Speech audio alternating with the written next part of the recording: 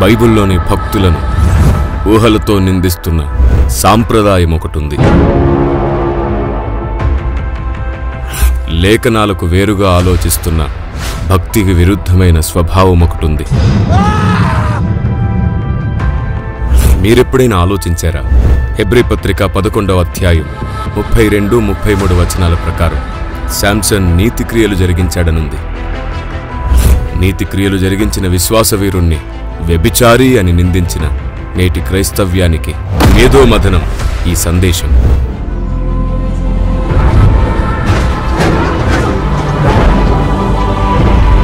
Bible ఒక్కసారి కూడా నిందించలేదు దెలీలా వేశ్య అని. బైబిల్ స్వరానికి వేరుగా మాట్లాడుతున్న క్రైస్తవ్యానికి సవాలు ఈ సందేశం. ఈనాటి కాలంలో వస్తున్న నూతన ప్రతులను ఆధారం చేసుకొని, నూతనంగా వస్తున్న ట్రాన్స్లేషన్ని ఆధారం చేసుకొని పరిశీలనే లేకుండా తొందరపడుతున్న నేటి తరానికి ప్రాచీన ప్రతులను చూపించి పరిశోధన నేర్పించే ప్రయత్నం ఈ సందేశం. 20 సంవత్సరాల పాటు న్యాయాధిపతిగా ఉన్న సంసోను నీతిని గూర్చి బైబిల్ ఏ రోజైనా మాట్లాడిందా? ఆ 20 సంవత్సరాల నిశ్శబ్ద కాలం ఎవరికైనా వినపడిందా?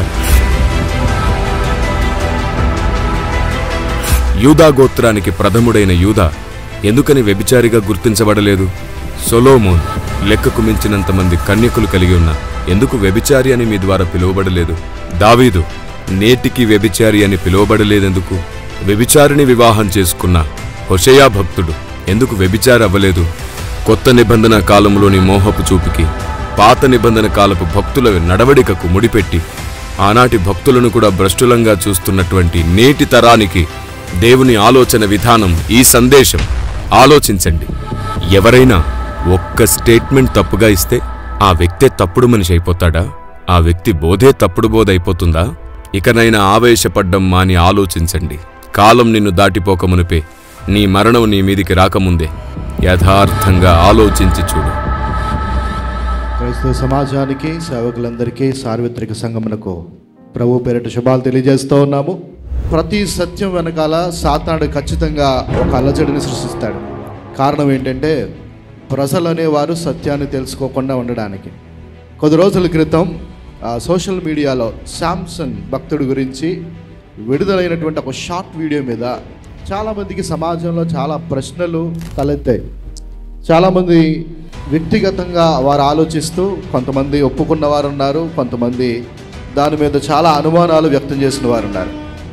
కానీ ప్రతి వాక్యాన్ని పరిశీలించినప్పుడే దాని వెనకాల ఉన్న సత్యం ఖచ్చితంగా మనకు అర్థమవుతుంది.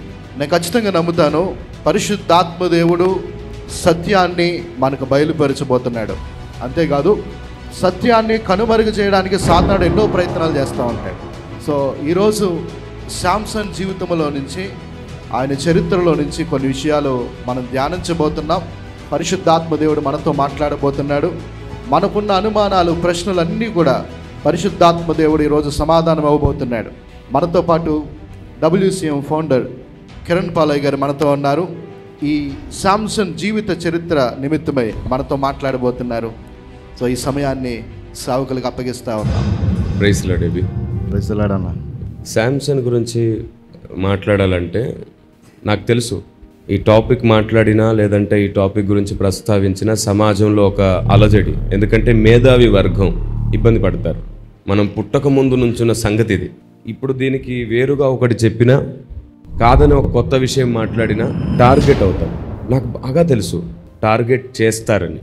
ఎందుకంటే ఈరోజు క్రైస్తవ్యంలో ఒకరినొకరు అర్థం చేసుకోవడం కంటే అపార్థం చేసుకోవడం ఎక్కువైంది. ఎందుకంటే వారు శిష్యత్వం నేర్చుకోలేదు. వారి సంఘాల్లో సరిగ్గా శిష్యత్వం నేర్చుకుని ఉంటే భేదం చూపించి ఆలోచించడం నేర్చుకునేవారు. సేవకుడని, వయస్సు అని కదా, నాకంటే ముందున్నవాడు కొంచెం అనుభవజ్ఞుడు, ప్రార్థనాపరుడు, సువార్తలో కానీ, సంఘ నిర్మాణంలో కానీ, శిష్యుల్ని తయారు చేసే విషయంలో కానీ, పైగా జీవితంలో నలగడంలో కానీ ఎన్నోసార్లు ఎన్నో రెట్లు మనకంటే ఎక్కువ అనుభవం కలిగిన వ్యక్తులు కదా వారు. ఎంతో కష్టపడితే నలిగి విరిగితే కానీ ఈ స్థాయికి రాలేదు కదా అనే స్పృహ వారికి ఉండేది. కానీ ఈరోజు ఉన్నటువంటి సమాజాన్ని చూస్తుంటే ఎవరు ఎవరిని పూర్తిగా రెస్పెక్ట్ చేస్తున్నట్లేదు. సంఘాల్లో ఉన్న పరిస్థితి అలా దారుణంగా మారిపోయింది. సోషల్ మీడియా నిండా ఎక్కడ చూసిన ట్రోలింగ్స్, మరి పరిశుద్ధాత్మదేవుడు ఈ వాతావరణాన్ని చూసి సంతోషిస్తాడా? పరిశుద్ధాత్మదేవుడు ఇలాంటి వాతావరణాన్ని చూసి ఆనందిస్తాడు? అసలు ఆయనకి తృప్తిగా ఉంటుందా ఈ పని? బైబిల్లో ఒక మాట ఉంటుంది, మతోన్మాదము, క్రైస్తవ వ్యతిరేకము, వారు ప్రాణాలు తీస్తూ మేము దేవుని సేవ చేస్తున్నాం అనుకునే రోజులు వస్తాయంట.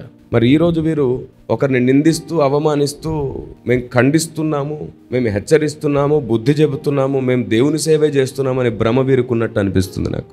అయినా వారు వయసులో పెద్దవారు కూడా ఉన్నారు, పండితులు, అనుభవజ్ఞులు ఉన్నారు.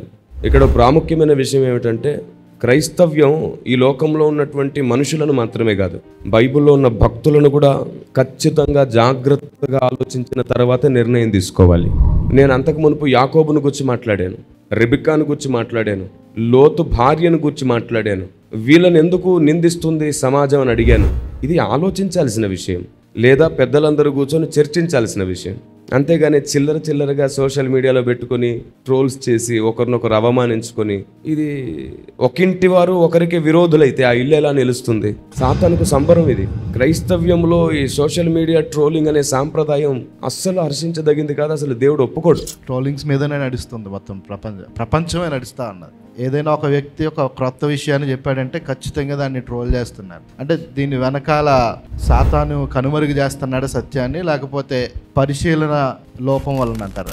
ఇది పరిశీలన లోపం అనే విషయం కంటే కూడా శిష్యత్వం లేదు, శిష్యత్వం సమాధైపోయింది. ఇప్పుడు రీసెంట్గా నేను ఇద్దరు సహోదరుల మధ్యలో సిద్ధాంతపరమైన లేదా బోధపరమైన వివాదం వచ్చినప్పుడు వారి మధ్యలో సమన్వయకర్తగా ఉన్నాను నేను. సమాజం అంతా చూశారు, వివాదం తగ్గిపోవాలి, ఏదున్నా సరే ప్రేమగా మాట్లాడుకోవాలి, వారి మధ్యలో గొడవ లేకుండా చేయడానికే కూర్చున్నాం మనం. ఆ రోజు కూడా నేను ఇదే మాట అన్నాను, శిష్యత్వం సమాధి అవ్వకూడదని మాత్రమే. ఎందుకంటే ఇదే ధోరణి పునికి పుచ్చుకొని చాలామంది అలాంటి ధోరణిలోనే ఒకరినొకరు అనుకుంటూ పోకూడదు అని మేము ఆ ప్రయాస చేశాం. సహోదరులు కూడా చాలా గొప్పగా ఆలోచించి, పెద్ద మనసుతో ఆలోచించి, మంచి మనసుతో ఆలోచించి వివాదం సద్దుమణిగేటట్లు ప్రవర్తించారు వాళ్ళు కూడా. ఒకటే చెప్తున్నాను నేను, శిష్యత్వం చాలా ప్రాముఖ్యమైనది సంఘంలో. శిష్యునికి తగిన నోరు ఎప్పుడు కూడా వదరుబోతుగా మాట్లాడదు. ఒకరిని నిందించడం, అవమానించడం, టార్గెట్ చేయడం అది అసలు శిష్యత్వమే కాదు. ఇప్పుడు వీరేమంటారంటే ఒక వర్గం వారు ఖండించమనుంది, హెచ్చరించమనుంది, బుద్ధి చెప్పమనుంది. ఆనాటి అపోస్తల దినాల్లో ఏం జరిగింది? ఏదైనా ఒక విషయం తప్పని తెలిసినప్పుడు, పొరపాటుని తెలిసినప్పుడు ఏం చేశారు? వాళ్ళందరూ కూర్చొని మాట్లాడుకొని ప్రేమగానే, సరే మీరు ఈ విషయంలో గొప్పవారు, మీరు అంతకు మునుపు దేవుని పని ఇంత గొప్పగా చేశారు, మీ పరిచర్యను మేము గుర్తిస్తున్నాం, మీలో ఉన్న దేవుని కార్యాన్ని గుర్తిస్తున్నాం, మీ ద్వారా జరిగిన సమస్తాన్ని చూస్తున్నాం. అయితే ఈ ఒక్క విషయంలో విభేదించాల్సి వస్తుంది, మాకు అర్థం కాలేదనో లేదా మీరే ఇందులో పొరపాటుగా ఉన్నారనో అనిపిస్తుంది. అయితే మీరు సరి చేసుకోండి, లేదా మాకు అర్థమయ్యేటట్లు వివరణ ఇచ్చి మమ్మల్ని అయినా సరిచేయండి. ఈ విధంగా ఎవరైనా ముందుకు వస్తే స్వాగతించాలి, ఖచ్చితంగా స్వాగతించాలి. ఈరోజు సమాజంలో దేవుని చిత్తం నెరవేర్చడం కొరకు, ఆత్మల రక్షణ కొరకు వాడబడుతున్న వారు చాలా మంది ఉన్నారు. అందరినీ ట్రోల్ చేస్తూ పోతే ఇంకా భూమి మీద ఎవరు? పోనీ ట్రోల్ చేసేవారు వచ్చి సేవ చేస్తారా? వాళ్ళ ఆత్మల్ని రక్షిస్తారా? పోనీ వాళ్ళు సంఘాలు కడతారా? పోనీ తమ నోటికొచ్చిన, తమ మనసుకు తోచిన అభిప్రాయం అల్లా ఎఫ్బీలో లేదా యూట్యూబ్లో వ్యక్తపరుస్తున్నారు కదా. ఇలాంటి శిష్యత్వానికి వేరైన, ప్రేమకు వేరైన ఈ ధోరణి, సత్యం పక్షాన నిలిచి చేస్తున్న పోరాటం అంటే అది అబద్ధం. దూషణ ఎప్పుడు కూడా ప్రేమ చేయదు, ప్రేమ అమర్యాదగా ప్రవర్తించదు. బైబిల్ చాలా ఖచ్చితంగా చెప్పింది, ప్రేమతోనే సత్యం చెప్పాలంట. ఇప్పుడు నేను అదే చెప్తున్నాను, చెబితే ప్రేమతోనే సత్యం చెప్పండి, లేకపోతే చెప్పడం చేత కాకపోతే మౌనంగా ఉండమండి. ప్రేమతో సత్యం చెప్పడం చాలా అవసరం. ఇప్పుడు నేను చెప్తున్నాను కదా, కొందరిని మనం ఈ మధ్యకాలంలో చూస్తున్నాం, పెద్ద పెద్ద వారిని కూడా, చాలా అనుభవజ్ఞులైన సేవకుల్ని కూడా తూలనాడేస్తున్నారు ఈజీగా. అంటే చూస్తుంటే నాకేమనిపిస్తుందంటే, ఇంకా నెక్స్ట్ జనరేషన్కి వీళ్ళని కానీ ఇలాగే చూపిస్తే నెక్స్ట్ జనరేషన్ ఇంకా శిష్యులు ఉండరు, భక్తి సాధన ఉండదు, అసలు మంచి వ్యక్తిత్వం కలిగిన వారే ఉండరు. అంత దారుణంగా మారిపోతుంది పరిస్థితి. ఇలాంటి ధోరణిలో కొందరు పండితులు, పండితోత్తములు, వయసులో అనుభవంలో పెద్దవారు, మరి బుద్ధికి ఎందుకు చిన్నవారయ్యారో నాకు అర్థం కావట్లేదు. ఒక పర్సన్ని టార్గెట్ చేసి ఒక పర్సన్ ఫోటో ఆర్ ఒక పర్సన్ వీడియో పెట్టి ఒక పర్సన్ గురించి మాట్లాడుతున్నప్పుడు వారు ఏమనుకుంటున్నారు? వీళ్ళు ఏమైనా రాజకీయ నాయకులుగా ఆలోచిస్తున్నారా? ఈ వ్యక్తిని టార్గెట్ చేయాలి, ఈ వ్యక్తిని నాశనం చేయాలి, ఈ వ్యక్తిని అందరిలో బ్యాడ్ చేయాలి. ఏం సాధిస్తారు అలా చేసి? ఆ వ్యక్తి ద్వారా జరిగిన, అంతకుముందు జరిగిన పరిచర్యను వీరు చూడరా? ఆ వ్యక్తి వలన జరుగుతున్న ఆత్మల సాంపాద్యత వీరు చూడరా? ఆ వ్యక్తి ఎంత కన్నీరు గార్చి అనేకుల కొరకు ప్రార్థిస్తున్నాడో, ఎంత గొప్పగా ఈ రోజు వరకు సేవలో ఎదిగాడో చూడరా? ఇదేం చూడట్లేదు. వేటిని పరిగణలోనికి తీసుకోలేని వానికి హెచ్చరించడానికి, బుద్ధి చెప్పడానికి లేదు అర్హత. మరి క్రైస్తవ సమాజం, సోషల్ మీడియా ఫాలో అవుతున్నటువంటి అన్నదమ్ములు కూడా అలాంటి మూర్ఖ ధోరణిని ఎలా సపోర్ట్ చేస్తున్నారు? మీరు కరెక్ట్గా మాట్లాడారన్నా, మీలాంటి వారు ఈ సమాజంలో ఉండాలన్నా అని కామెంట్లు పెడుతుంటే వాళ్ళు ఇంకా రెచ్చిపోతున్నారు కదా. నేను ఎవరి పేరు ఎత్తట్లేదు, వారిలాగా కుసంస్కార స్వభావం నాకు లేదు. అవసరమైతే నింద భరించైనా సరే దేవుని చేత నిగ్గు తేలేటట్లు ఓపికతో ఉంటాను నేను. ఎందుకంటే చిన్నతనం నుంచే విరిగి నలగడం అలవాటు నాకు. నా ఊహ తెలియని వయసు నుంచే గాయపడడం అలవాటు నాకు. ఊహ తెలిసిన తర్వాత కూడా గాయపడుతూనే సేవలో కొనసాగాను. ఆ రోజుకి ఈ రోజుకి ఎప్పుడు ఎవరి దగ్గర చేయి కూడా చాపలేదు. అయినా సరే రకరకాల నిందలు వేసే వాళ్ళు ఉంటారు, తమకు ఏది అనిపిస్తే అది మాట్లాడే వాళ్ళు ఉంటారు. అంతెందుకు, సభలకు వస్తే ఆయన అంత డిమాండ్ చేస్తాడు, ఇంత డిమాండ్ చేస్తాడని చెప్పి తప్పుడు నిందలు ప్రచారం చేసే వాళ్ళు కూడా ఉంటారు. కానీ మమ్మల్ని దూరాలు పిలిచి మమ్మల్ని మోసం చేసి పంపిన వాళ్ళు ఉన్నారు. సమాజానికి తెలియదు, అది తెలియదు. సమాజానికి తెలియదు. చాలా దూరం పిలిచి ఉన్నట్టుండి సడన్గా చేయొదిలేసిన వాళ్ళు ఉన్నారు. మేము గాయపడ్డాం, బాధపడ్డాం. కానీ ఇప్పటి వరకు ఎప్పుడు కూడా ఇండైరెక్ట్గా అడగలేదు, అకౌంట్ నంబర్స్ ఇవ్వలేదు, క్యూఆర్ కోడ్స్ ప్రజెంట్ చేయలేదు. అది చేయడం తప్పని నేను అనట్లేదు, అలా నేను చేయలేదు. దేవుడే పంపిస్తాడు, దేవుడే ఇస్తాడు, నేను కష్టపడతాను. ఇప్పటి వరకు నా బోధలన్నింటిలో కూడా ఆశీర్వాదాలు, దీవెనల వెంట మీరు పరిగెత్తకండి, మీరే ఆశీర్వాదం అయ్యేటట్లు మందిరానికి రండి అని చెప్పాను నేను. మూఢనమ్మకాల వెంట పరిగెత్తకండి, అద్భుతాల వెంట మాత్రమే పరిగెత్తకండి. అద్భుతాలు మీ వెంట పరిగెత్తాలి, మీరు వాక్యం వెంట పరిగెత్తండి. క్రైస్తవ సమాజం మొత్తాన్ని క్రీస్తునందు నా కుటుంబం అని భావిస్తాను నేను. ప్రతి సభలో అంటాను, క్రీస్తునందు నా సాటి దేవుని కుటుంబ ప్రజలారా, దేవుని పొలంలో నా తోటి వారైన సేవకులారా అంటాను. ఏ భేదం లేదు, అందరం ఒక్క కుటుంబమే అని అందరితో చెప్పి అందరినీ ఒక తాటి మీదకి, అంటే ఒక ఆలోచన మీదకి తీసుకొచ్చి ముందు ఒకరినొకరు ప్రేమించండి. ఈరోజు అర్థం కాని సిద్ధాంతాలు రేపు అర్థమవుతాయి మెల్లిగా. అర్థమయ్యే వరకు ప్రేమ లేకపోతే అర్థం చేసుకోవడానికి ప్రేమ సహకరించదు కదా. ఇంత అత్యున్నతమైన ఆలోచన విధానం నేర్పుతున్నప్పుడు ఈ ప్రేమను ఎప్పుడు గుర్తించలేదు చాలామంది. అంటే ఈ విమర్శకులు మాత్రమే, మిగతా వాళ్ళు చాలామంది. నేను చెప్తున్నాను, సమాజంలో 80% మంది మంచి మనసున్న ప్రజలు ఉన్నారు. వారికి అర్థమైనా అర్థం కాకపోయినా కొందరు వెళ్ళిపోతూ ఉంటారు. కొందరేమో ఆలోచిస్తారు, కొందరు బాధపడతారు, కొందరు దేవుని దగ్గర ప్రార్థన చేస్తారు. అయితే ఇంకో 20%లో ఒక 10% మంది తొందరపడి నోరు జారి మూర్ఖంగా మాట్లాడతారు.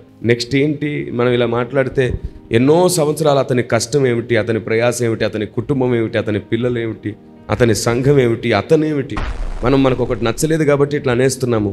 ఇప్పుడు నేను ఒక్క మాట అడుగుతాను, మొత్తం క్రైస్తవ సమాజాన్ని అడుగుతున్నాను, మాట్లాడుతున్నాం కాబట్టి. ఒక వ్యక్తిలో గొప్పవి, చెప్పుకోదగినవి, సంతోషించదగినవి 100 మంచి లక్షణాలు, సేవలో 100 మంచి గుణములు ఉన్నాయి. అలాంటి ఒక వ్యక్తి పొరపాటుగా అవగాహన లోపమో లేదా తొందరపాటుతనమో ఒక మాట పలికేశాడు, ఎదుటి వ్యక్తికి నచ్చలేదు. ఇప్పుడు ఏం చేయాలి? ఆ ఒక్క మాటను బట్టి ఈ 100 సంగతులు కూడా తప్పుగా చిత్రీకరించి ఆ వ్యక్తినే బ్యాడ్గా, ఆ వ్యక్తే తప్పు అని ఆ ఒక్క కారణం చేత వ్యక్తినే తీర్పు తీర్చేస్తారా? ఒక కారణంతో. సమాజానికి ఉన్న అలవాటు తెల్ల చొక్కా మీద ఆ చిన్న మచ్చ చూడడం మాత్రమే తప్ప మిగతా దాన్ని పట్టించుకోవట్లేదు. అవును. అయితే నా ప్రభు గ్రంథంలో నేర్పించింది ఏమిటంటే, నలుసు చూడకు. ఎదుటి వాని కంట్లో ఉన్న ఆ డాటే, ఆ నల్ల మచ్చే, అది కాదు నువ్వు చూడాల్సి, నీ కంట్లో ఉన్న దూలను చూడమంటున్నారు. నేను అదే చెప్తున్నాను, విమర్శించే వాళ్ళకి, వ్యతిరేకించే వాళ్ళకి చిన్న చిన్న వాటిని కూడా వ్యతిరేకిస్తారా? చిన్న చిన్న వాటికి కూడా. ఒక్కొక్క పాస్టర్ గార్స్ మీద, ఒక్కొక్క సేవకుల మీద, అదిగోండి ఆవిడ చీర చూడండి అని అంటారు, ఈవిడ డ్రెస్ చూడండి అంటారు, ఇతని ప్యాంటు చూడండి అంటారు, ఇతని వాచ్ ఖరీదు చూడండి అంటారు. ఇలా అవసరం లేని విషయాలు కూడా. ఇప్పుడు దీన్ని ఏమనాలి? బాధ్యత కలిగి చేస్తున్న ఖండన, లేదా అందరినీ అప్రమత్తము చేయడానికి చేస్తున్న హెచ్చరిక? లేదు. నేను కొందరిని పరిశీలించి చూస్తున్నాను కదా, వాళ్ళ వయసుకి, వాళ్ళ అనుభవానికి, మరి వాళ్ళు పండితులు ఎలా అయ్యారో, మరి ప్రశ్నలకు జవాబు చెప్పే వేదికల మీదకి ఎలా వెళ్తున్నారో తెలియదు. ప్రతి దాని గురించి స్పందిస్తుంటారు, ప్రతి దాని గురించి స్పందిస్తారు. వాళ్ళ సోషల్ మీడియా ప్లాట్ఫామ్లో హీరోయిన్స్ గురించి, రాజకీయ నాయకులను గురించి, వాళ్ళను గురించి, వీళ్ళను గురించి, ప్రతి ఒక్కరిని గురించి వ్యంగ్యము, హేళన. క్వశ్చన్ చేసేటప్పుడు కూడా వయస్సుతో పాటు అనుభవము, ప్రేమ కలిసి రావాలి. అస్సలు అలాంటి క్వశ్చన్తో పరిశుద్ధాత్ముడు పనిచేస్తాడు. సరే, నేను ఇంకా ఈ అసలు విషయం చెప్పడానికి ముందు వీటన్నిటిని బేస్ చేసుకొని మాట్లాడుతున్నాను. ఇప్పుడు మనం మాట్లాడుతున్న దీన్ని కూడా ఎందరో మహానుభావులు ట్రోల్ చేయడానికి రెడీ అవుతారు. ఎందుకంటే వాళ్ళకు మంచి వింటే కోపం, వాళ్ళ పనిని మనం ప్రశ్నిస్తే వాళ్ళ కోపం. అరే తమ్ముడు, నీ ప్రవర్తన వల్ల, నీ మాట్లాడే విధానం వల్ల చాలామంది యవనస్తులు కనీసం 2-3 గంటలు కూడా మోకరించలేకపోతున్నారు, వితండవాదంగా మారిపోతున్నారు, విపరీతమైన ఆలోచన ధోరణిగా మారిపోతుంది వారిది. ఇది పరిశుద్ధాత్మునికి నచ్చిన పద్ధతి కాదురా. అలా కాదు, నువ్వు అడగాలనుకుంటే అడిగే పద్ధతి వేరుంది అని నేర్పించే ప్రయత్నం చేసినా తప్పే. వీళ్ళు ఏంటంటే ఫస్ట్ వ్యక్తిత్వాన్ని టార్గెట్ చేస్తారు. ఇతనది, అతనది, అతను వాళ్ళు, అతనికి సంబంధించినవాడు, ఇతనికి సంబంధించినవాడు. రాజకీయ నాయకులు ఓట్ల కోసం ఒకరినొకరిని టార్గెట్ చేసుకుంటారు. ఇలాగా ఇతని ఫాలోయింగ్ తగ్గించాలి, ఆ ఓట్లు నాకు పడాలన్నట్టుగా చేస్తుంటారు. అలాగే అనిపిస్తుంది వీళ్ళు చేస్తున్న ప్రయత్నాలన్నీ కూడా. పాలిటిక్స్లో ఉండేటువంటిది సేమ్ అదే వ్యవహారం క్రైస్తవ్యంలో కూడా వచ్చింది. అంతే, అలాగే అంటే అనిపిస్తుంది. వ్యక్తిగత దోషణ, వ్యక్తిగతంగా మాట్లాడడం కొన్నిసార్లు ఇది క్రైస్తవ్యంలో కూడా జరుగుతుంది. ఇవి మనం పుట్టక ముందు నుంచి ఈ దౌర్భాగ్యం ఉంది. అప్పుడు అందరూ ఒకరి చెవులు ఒకరు కొరికేవారు. ఇప్పుడు సోషల్ మీడియా ప్లాట్ఫామ్ వాడుకుంటున్నారు. నాకు అర్థం కాదు, వీళ్ళకి ఇంత టైం ఎక్కడి నుంచి వస్తుంది? ఈ వ్యర్థమైన వాటి గురించి మోకరించి ఎందుకు ప్రార్థించరు? వీళ్ళకి అంత వాక్యం మీద అంత బాధ్యత ఉంటే, అంత శ్రద్ధ ఉంటే, వీళ్ళు తమ లోకల్లో సేవకులు ఉంటారు కదా, పెద్దలు ఉంటారు కదా, వారితో కూర్చొని చర్చించి మాట్లాడి వాళ్ళు ఒక టీమ్గా మారి ఆ టీంతో ఒక చిన్న నోట్ ఒక పెద్ద సేవకునికి పంపించి, ఇదిగో ఈ విషయంలో మేము విభేదిస్తున్నాం సార్, మీరు సమాజానికి చేస్తున్న సేవను అదంతటిని మేము చూస్తున్నాం, మీ సేవను మేము గుర్తించట్లేదని కాదు. ఇప్పుడు ఏమవుతుందంటే మనం ఒక సేవకుని వ్యతిరేకించినప్పుడు ఆ సేవకుడు ఏమనుకుంటాడు, అరే నేను పడుతున్న కష్టాన్ని గుర్తించండి ఫస్ట్ అంటాడు. ఇప్పుడు నేనేమంటున్నానంటే ఒక సేవకునిలో ఉన్న తప్పునే సరిచేయాలనిపిస్తే ఫస్ట్ ఆ వ్యక్తిని కరెక్ట్గా గుర్తించి గౌరవించండి, ఆ వ్యక్తి కష్టాన్ని కూడా గుర్తించండి. సార్ మీ కష్టాన్ని, మీ ప్రయాసని, మీ వల్ల జరుగుతున్న సేవను అంతటిని చూస్తున్నాం, ఈ ఒక్క విషయమే సైద్ధాంతికంగా బోధపరంగా కొంచెం డిస్టర్బెన్స్ అనిపిస్తుంది అని పెద్దలందరూ కలిసి, ఒక పెద్దోడిని పిలిస్తే వచ్చి కూర్చోడా? పెద్దలందరూ కలిసి మాట్లాడుకుంటే అవదా? పోనీ పెద్దలందరి దగ్గరికి ఆయన వచ్చేంత టైం లేకపోతే పెద్దలందరే అతను పిలుచుకోడా? అవును కదా. ఇప్పుడు సతీష్ కుమార్ గారు ఉన్నారు, ఆయన మీద విపరీతమైన ట్రోల్స్. నేను ఏం చెప్తున్నానంటే, మీరు అది ప్రశ్నించే పద్ధతి ఉంటుంది. అవమానించినట్టు ప్రశ్నిస్తే ఎవరు మారుతారు? పట్టించుకోకుండా పని చేసుకుంటూ వెళ్ళిపోతారు కదా. అంటే మీరు పేరు ఎత్తారు కాబట్టి ఎనీహౌ చెప్తాను. సతీష్ కుమార్ గారి గురించి కూడా మాట్లాడుతూ సరళైదని, కానీ దాని వెనకాల ఉన్న కష్టం, వారు చిన్నప్పటి నుంచి ఏ విధంగా వచ్చారు, నేను పర్సనల్గా మీట్లు అయినప్పుడు ఎలా స్పందించారు, ఈ విషయాలన్నీ నాకు పర్సనల్గా తెలుసు. చాలామంది ట్రోల్ చేసేవారికి ఆ విషయాలు ఏమీ తెలియదు. కేవలం స్క్రీన్ మీద చూసి మాత్రమే స్పందించే వాళ్ళు చాలామంది ఉన్నారు. ఇప్పుడు మన మెసేజెస్ని కూడా కేవలం స్క్రీన్ మీద మాత్రమే ఒక 15 సెకండ్లు 20 సెకండ్లు మాత్రమే చూసి దాన్నే ఎక్కువ ట్రోల్ చేసే వాళ్ళు ఎక్కువైపోయారు. వెనకాల ఉన్న విషయం ఏంటి, దాని వెనకాల ఉన్న రహస్యం ఏంటి, సత్యం ఏంటి అని ఆలోచించే వాళ్ళు చాలా తక్కువ మంది అయిపోయారు. నేను ఇప్పుడు సతీష్ కుమార్ గారనే కాదు, పిజే స్టీవెన్ పాల్ గారు కానివ్వండి, లేకపోతే సహోదరులు రాజ్ ప్రకాష్ పౌల్ కానివ్వండి, ఇంకా చాలామంది ఉన్నారు, ప్రవీణ్ గారు, బెల్లంపల్లి షారున్ ప్రవీణ్ గారు, వీళ్ళందరినీ కూడా ట్రోలింగ్లో చూస్తుంటే నాకు నిజంగానే ఎందుకు ఏదైనా చెప్పాలంటే అది విధానం కాదు. అవును, అడగాల్సినవి ఉన్నాయి, క్వశ్చన్ చేయాల్సినవి ఉంటాయి. మనం సేవకులం సమాజానికి, అంటే క్రైస్తవ సమాజానికి మనం అవసరమైన వారమైతే క్రైస్తవ సమాజం ఖచ్చితంగా వాళ్ళకి ఏదైనా అర్థం కాకపోతే మనల్ని క్వశ్చన్ చేయాలి. నేను అనేది ఏంటంటే చెయ్యండి, క్వశ్చన్ చేసే విధానం ఇది కాదు. అసలు నీవు క్వశ్చన్లో నాణ్యత ఉన్నప్పుడు, న్యాయం ఉన్నప్పుడు నీకు స్పందించాలి అనిపించేటట్లు క్వశ్చన్ చేయి. ఇక్కడ ద్వేషమే పెరుగుతుంది కదా, ద్వేషం పెరిగేటట్లు క్వశ్చన్ చేస్తే అదేంటి ప్రయోజనం, ఏంటి యూజ్ ఏంటి దాంతో? సో జరుగుతుంది అదే. అంటే సమాజంలో ఎలా అయిందంటే శిష్యులుగా విడిపోతున్నారు. మీరు ఎందాక అన్నారు కదా, శిష్యులుగా విడిపోతున్నారు. అంటే పైన నాయకుడు ఏం చెప్తున్నాడో దాన్ని బట్టి కింద శిష్యులు కూడా స్పందిస్తున్నారు. అది కరెక్టా లేకపోతే అది తప్ప అనేది ఆలోచించట్లేదు. బైబిల్లో ఉంటుంది కదా, బెరయా సంఘం వారు ప్రతిదాన్ని పరిశీలించి వారు నేర్చుకునేవారండి. సో ఖచ్చితంగా సమాజంలో అది లోపించిందంటారా? ఖచ్చితంగా లోపించింది. నేను ఇప్పుడు కూడా చెప్తున్నాను, ఈ ట్రోల్స్ చేసేవాళ్ళు కానీ లేదంటే ప్రశ్నించే వాళ్ళకు కూడా ఒక భారం ఉంది. ఏమిటి, ఇది లేఖన ప్రకారం కాదు, అది లేఖన ప్రకారం కాదు, లేఖన ప్రకారం జరగాలి అనే తపన వాళ్ళకు ఉన్నట్టుంది. వాళ్ళని కూడా ఒక కోణంలో నేను అర్థం చేసుకుంటున్నాను. నేనేమంటున్నానంటే అడిగే విధానం మార్చండి. మీకు నిజంగా అంత భారము బాధ్యత ఉంటే ప్రేమతో అడగండి, పద్ధతిగా అడగండి. మరి మారు మనసు లేని వల్గారిటీ ఎందుకు తీసుకొస్తున్నారు? ప్రతి దానికి ట్రోలింగేనా? ప్రతి దానికి. కర్మోజీ గారి ఫ్యామిలీ గురించి పైగా సేవకులే వ్యంగ్యంగా కొన్నిసార్లు ప్రశ్నించడం, మాట్లాడడం జరుగుతూ ఉంది. ఇది కూడా విచిత్రమే. సేవకులే వ్యంగ్యంగా మాట్లాడితే ఇంకా విశ్వాసుల పరిస్థితి ఏంటి? ఒకవేళ సేవకులే వ్యంగ్యంగా ప్రశ్నిస్తే విశ్వాసుల పరిస్థితి ఏంటి? ఇప్పుడు దూరంగా చూసినప్పుడు మీకు అనిపించవచ్చు అలా, ఒకసారి దగ్గరగా చూడండి. ఎవరో చెప్పిన మాటలు ఎందుకు నమ్ముతారు గుడ్డిగా కదా? ఆనాటికి ఈనాటికి జరుగుతుంది అదే. గుడ్డిగా వెళ్తున్నారు, కేవలం గుడ్డిగా వెళ్తున్నారు. మేము ప్రార్థన గదిలో మోకరించినప్పుడు ఇవి చాలాసార్లు కన్నీళ్ళే మిగులుతున్నాయి. ఎన్నిసార్లు వేదన పడి ఏడుస్తున్నామంటే పరిశుద్ధాత్మ దేవుడే మమ్మల్ని అలాగా కన్నీళ్లు కార్చడానికి ప్రేరేపిస్తున్నాడు. ఎందుకు అంతగా మా హృదయం వేదనతో నిండుతుందంటే, చాలామంది ఎందరో ప్రాణం పెడితే ఈరోజు ఇంతమంది విశ్వాసులు ఉన్నారు, సంఘాలు ఉన్నాయి. ఎందరో గొప్పగా సేవ చేస్తే చాలా కుటుంబాలు కట్టబడుతున్నాయి. 1-2 విషయాల్లో సిద్ధాంతపరంగానో బోధపరంగానో డిఫరెన్సెస్ ఉంటే, పోనో 10 సంగతుల్లో డిఫరెన్స్ ఉంటే, మిగతా 90 సంగతులు అతడు కరెక్ట్గానే ఉన్నాడు కదా. వాటి విషయంలో అప్రిషియేషన్ రావాలి కదా, వాటి విషయంలో గౌరవం ఉండాలి కదా. అలా లేదు. నేనేమంటున్నానంటే, సిద్ధాంతాలు ఏవైనా కావచ్చు, అవి ఆలోచనపరమైన డిఫరెన్సెస్ మాత్రమే. కానీ క్రీస్తునందు మనం ఒక కుటుంబం కదా. కుటుంబం తమకు తామే విరోధమైతే అది నిలవదు. ఇది సాతాను చేస్తున్న ప్రయత్నం మాత్రమే. అమాయకులైన సహోదరులను వాడే వాడుకుంటున్నాడు. కాబట్టి నేను ఈ టాపిక్ ఎందుకు లేవనెత్తాల్సి వచ్చిందంటే, ఎవరినైనా సరే పరిశీలించకుండా మాట్లాడొద్దు. పరిశీలించడం అంటే కోడిగుడ్డు మీద ఈకు బీకితే ఇంట్లో ఉన్న అమ్మ నాన్న నిర్ణయాలు కూడా నచ్చవు మనకు. చాలాసార్లు ఇంట్లో ఉండే అన్నదమ్ముల నిర్ణయాలు నచ్చవు, బంధువుల నిర్ణయాలు నచ్చవు. చాలాసార్లు ఇంట్లోనే ఒక కుటుంబంలోనే చిన్న చిన్న డిఫరెన్సెస్ ఉంటాయి. కానీ అక్కడ అవమానించుకోరుగా. 10 మంది ముందు ఇంట్లో వాళ్ళని అవమానిస్తారా? నేను వీళ్ళని అడుగుతున్నాను, ఇప్పటిదాకా ఎంతమంది ఫోటోలు పెట్టేసి ఎంతమందిని ట్రోల్ చేశారో, మీ సొంత చెల్లి, మీ సొంత అన్న, మీ సొంత అక్క, మీ సొంత వాళ్ళైతే అలాగే మీరు 10 మంది ముందు అవమానిస్తారా? లేక 4 గోడల్లో గద్దించి బుద్ధి చెప్పి సరి చేస్తారా? ఖచ్చితంగా.